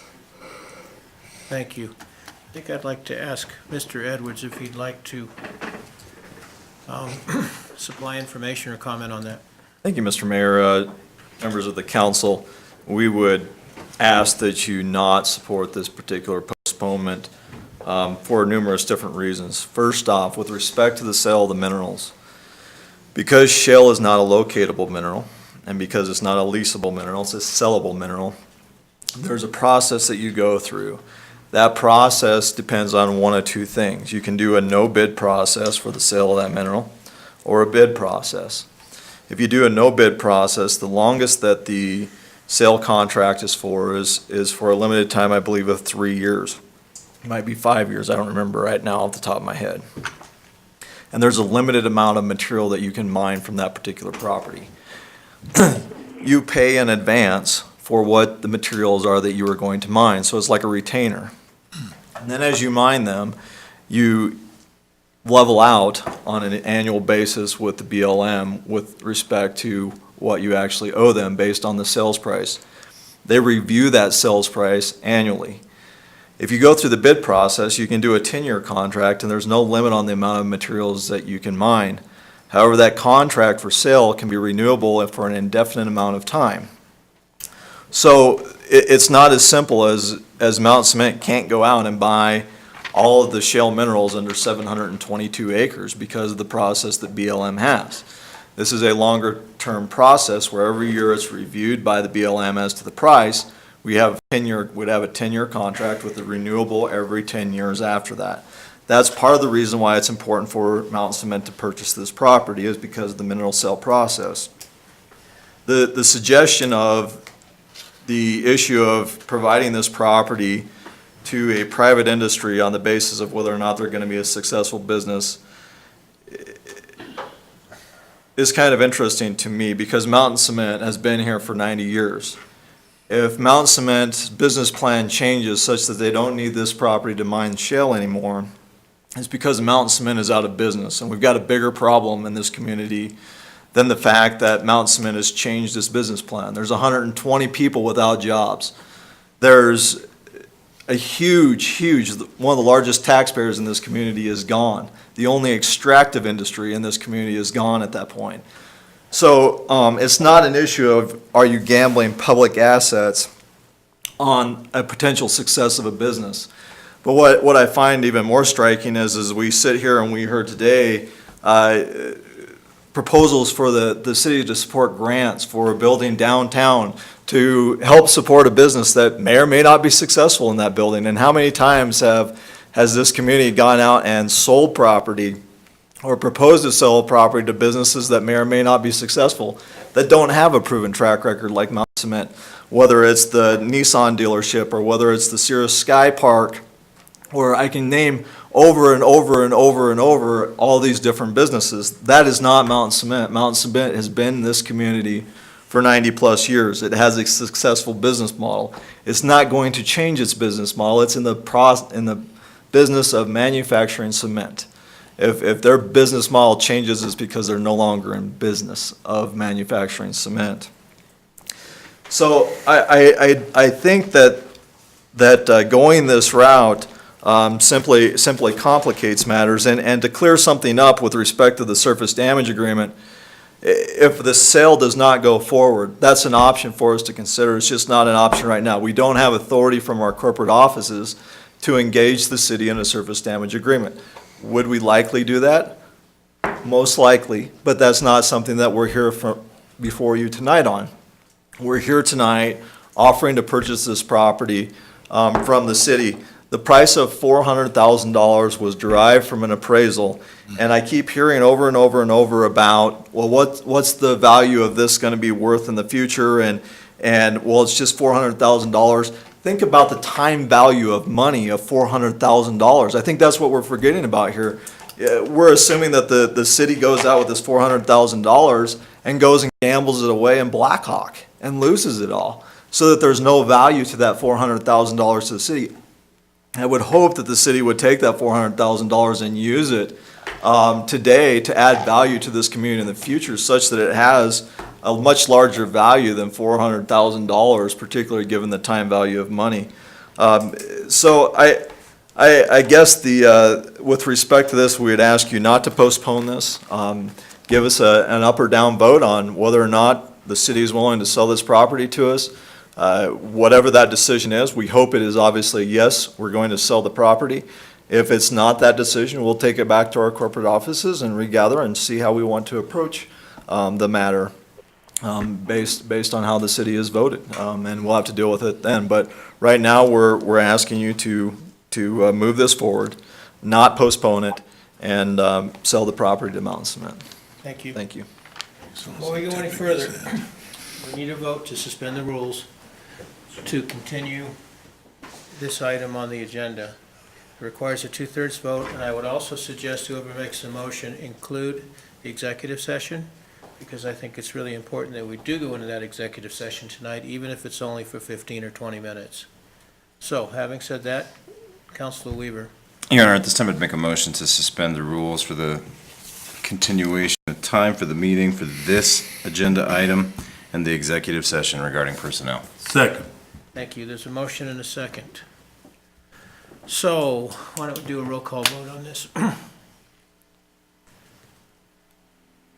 Hanson? Yes. Can I clarify something? Is Councilor Pierce still on the Pierce? phone? Yes, I'm here. Okay, wonderful. Thank you. Hanson, yes. Yes. Henry? Yes. Shumway? Yes. Schuster? Yes. Somerville? No.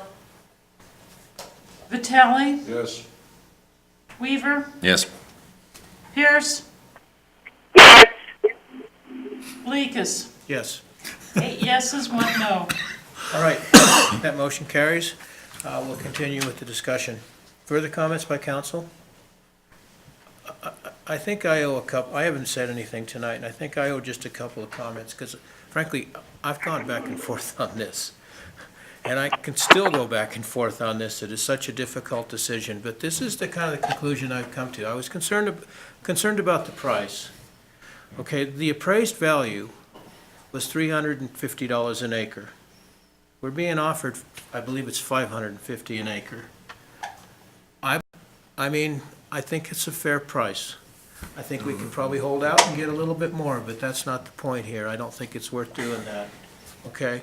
The second part of it I'm concerned about is what type of product or what type of operation are we going to have, ownership versus surface damage? I'm not convinced we're going to have any different situation whether we have surface damage or whether we have ownership. And those are the two primary things. As far as the recreation value of the property, I agree with the gentleman that spoke here. There's very, very limited. It's a long ways out, and it's pretty indescript compared to other parts of that area. There may be recreation value on there, but it's a very, very limited recreation value, so I don't see it. Obviously, aesthetic value comes into play, but frankly, the aesthetic value of whether it's surface damage or whether they own it, I think is gonna be pretty much the same. So I can't figure out a good argument as to why we should not sell the property and why we should own it. So that's where I stand now, and that's the way I'll vote, so thank you. Yes, Councilor Schuster. I think I should be waiting till after this amendment goes up or down, but Oh, I'm yes, I'd sorry. like to make a comment, because we're a little bit off topic now. I apologize, you're absolutely right, I should have waited on that also. My bad. So, on the amendment. Any further comment on the amendment? Let's go to the amendment. What's the amendment? Can we have it stated one more time? To postpone the sale to bring it back when they have mineral rights secured. Subsurface mineral rights. What was that? Is that what the amendment is? Yes. Yeah. Mineral rights is good. Everybody clear on the amendment? Let's vote on the amendment. Hanson. No. Henry. No. Shumway. No. Schuster. No. Somerville. Yes. Vitale. No. Weaver. No. Pierce. No. Belikas. No. 1 yes, 8 no's, Your Honor. Thank you. The amendment fails. Back to the main motion. Thank you, Mr. Schuster, for pointing, or Councilor Schuster, for pointing that out. I've been going just like you, back and forth, back and forth. It's really tough. But I have looked what we have done for businesses around here, whether it be 10 years ago on LCCC, because their current thing is all they have is first right of refusal, to what we have done for the Empress, for what we have done for UL. We have a speculative building. We have done a huge amount of things for businesses, whether it be high-vis, tungsten powder, or anything else. I don't see why we're arguing about what we want to do for an existing business that will sustain them, that will maybe employ more people. Can't guarantee it will, but I don't think it'll employ less people either. So this is a very difficult one. I think I've made up my mind, but not sure. I'll listen to other people's comments still. Thank you. Any further comments by council? I just want to clarify one thing. When we're having a little discussion back and forth about what the city does for businesses, there is not a single business in this community that has asked the city of Laramie for 722 acres of public land. Not a single business. That is a huge ask from the taxpayers here. It's huge. It's huge. So when we support like the Empress and support all these other businesses, most of the time the city is not giving them public property. Short of the LCCC deal and a few other ones, which was a very limited amount. If Mountain Cement was here asking for 10 acres or 50 acres, this would be an easy decision. But they're asking for 10% of the Monolith Ranch. And I think it is wrong to penalize the people that will be in these seats from 50 years from now, who are gonna sit here and wish that they still had the land for whatever the purpose that might be, because of a short-term monetary gain. $400,000 is just, it's not equivalent. It's not equivalent. So I hope that before everybody casts their votes, they really seriously think about what that land will be worth. Mountain Cement can go forward, they can do their business plan with a surface damage agreement without any problems. They can mine successfully, they can make money, everybody goes home happy, and in 75 years, that land comes back to the city of Laramie without the citizens having to fork out whatever that is, $2 or $3, $4 million, whatever that'll be 75 years from now. I don't agree with Mr. Edwards on the time value of money. I think that retaining city assets such as these they're unique. They don't come around. The fact that we have them in the first place is a miracle, and that we should safeguard them as such. We don't know what the ranch is going to require. when we do a land use plan for the Monolith Ranch, we may find out that those acres are actually worth a lot for some specific purpose, but we haven't done that yet. This sale just seems to precede everything. They don't have the mineral rights. I think they should have them before we sell it. We don't have a Monolith Ranch plan. We haven't looked at that and analyzed that land usage. I think we should have it before we sell it. All of those things should come forward. I think that there's definitely a pathway forward. I just think that we're jumping the gun here. And I really hope that, I understand that council members may not agree with my 50-year vision, but I think it's incumbent on council members not to think about today. But every decision should be made on thinking about 25 years from now, 50 years from now, 75 years from now, whatever that is. That's what's actually important, and that's what we're here to do, is to create a vision to shape this community. So I hope that everybody keeps that in mind. Thank you. Councilor Vitale? Did the Big Hollow submit a formal business plan to support a $3 million grant? And I don't know how many people understand a business plan, but it's a pretty comprehensive forecast about your revenue and your expenses, trying to project them as to how you're going to pay back a $3 million note. I don't think we even asked them for that. And yet, they've been in business, what, 4 or 5 years? Ladies worked really hard, built up a nice business, has an opportunity to expand that business.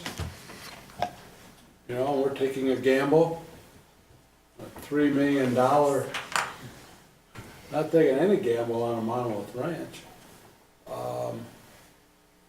So I, you know, the control, the overmanagement, the overtaxation seems to be the modem of operation for this city.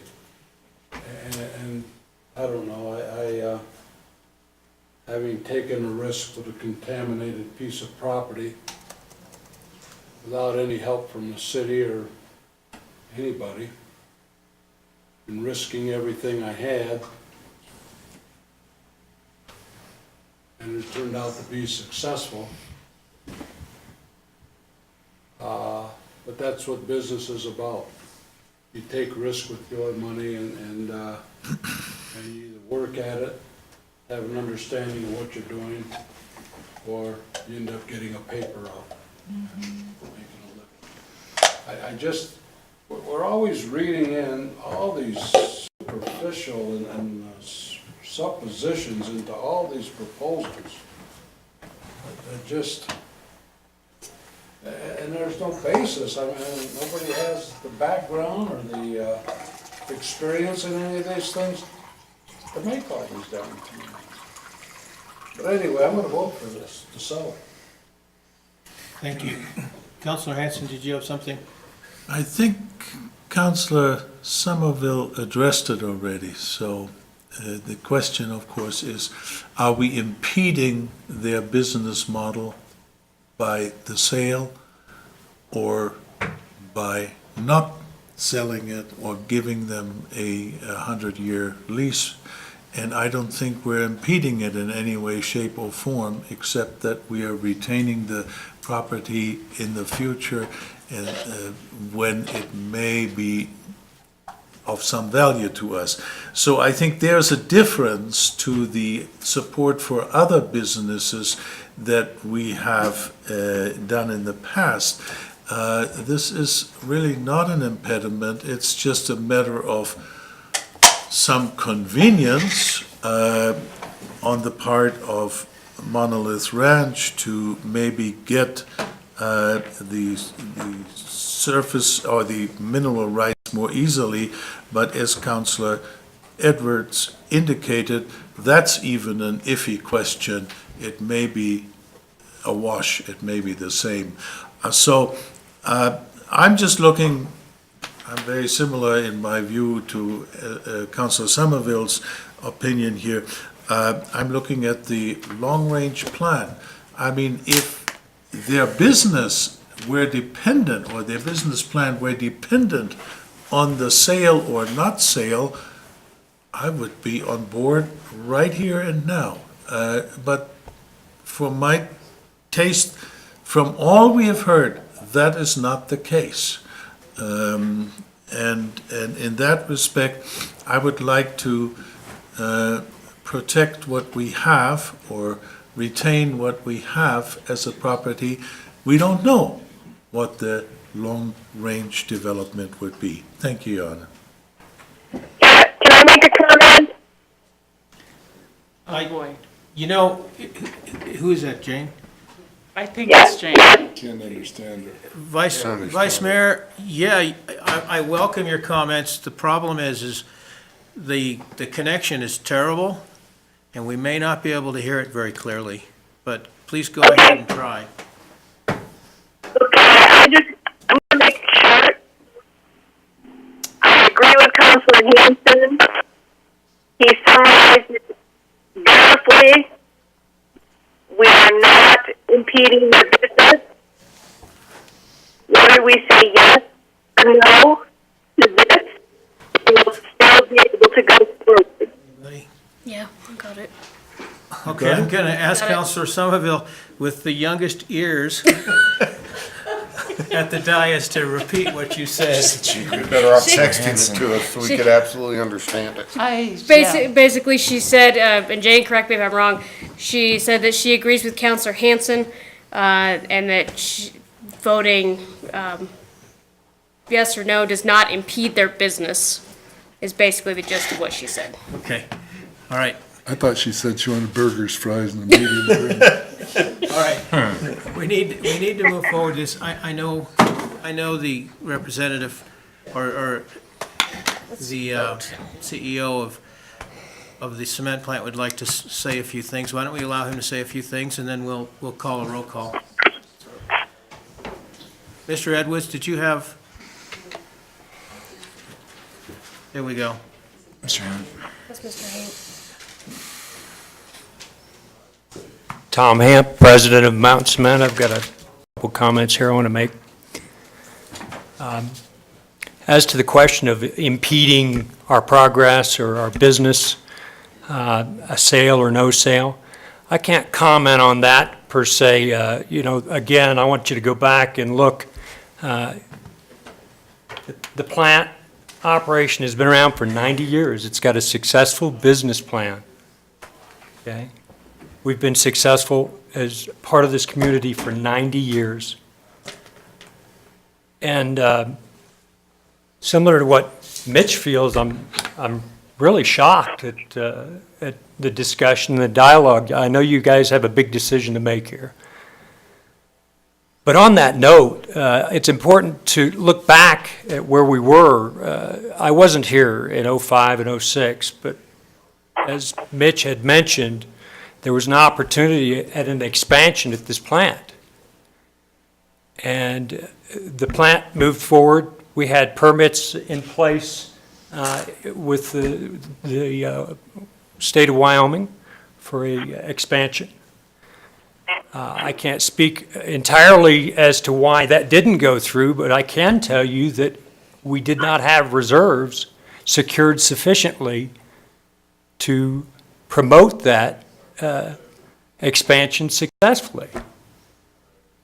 Now, herein lies the same problem. We're trying to secure, as part of our business plan, to be part of this community, hopefully for another 90 years or 100 years.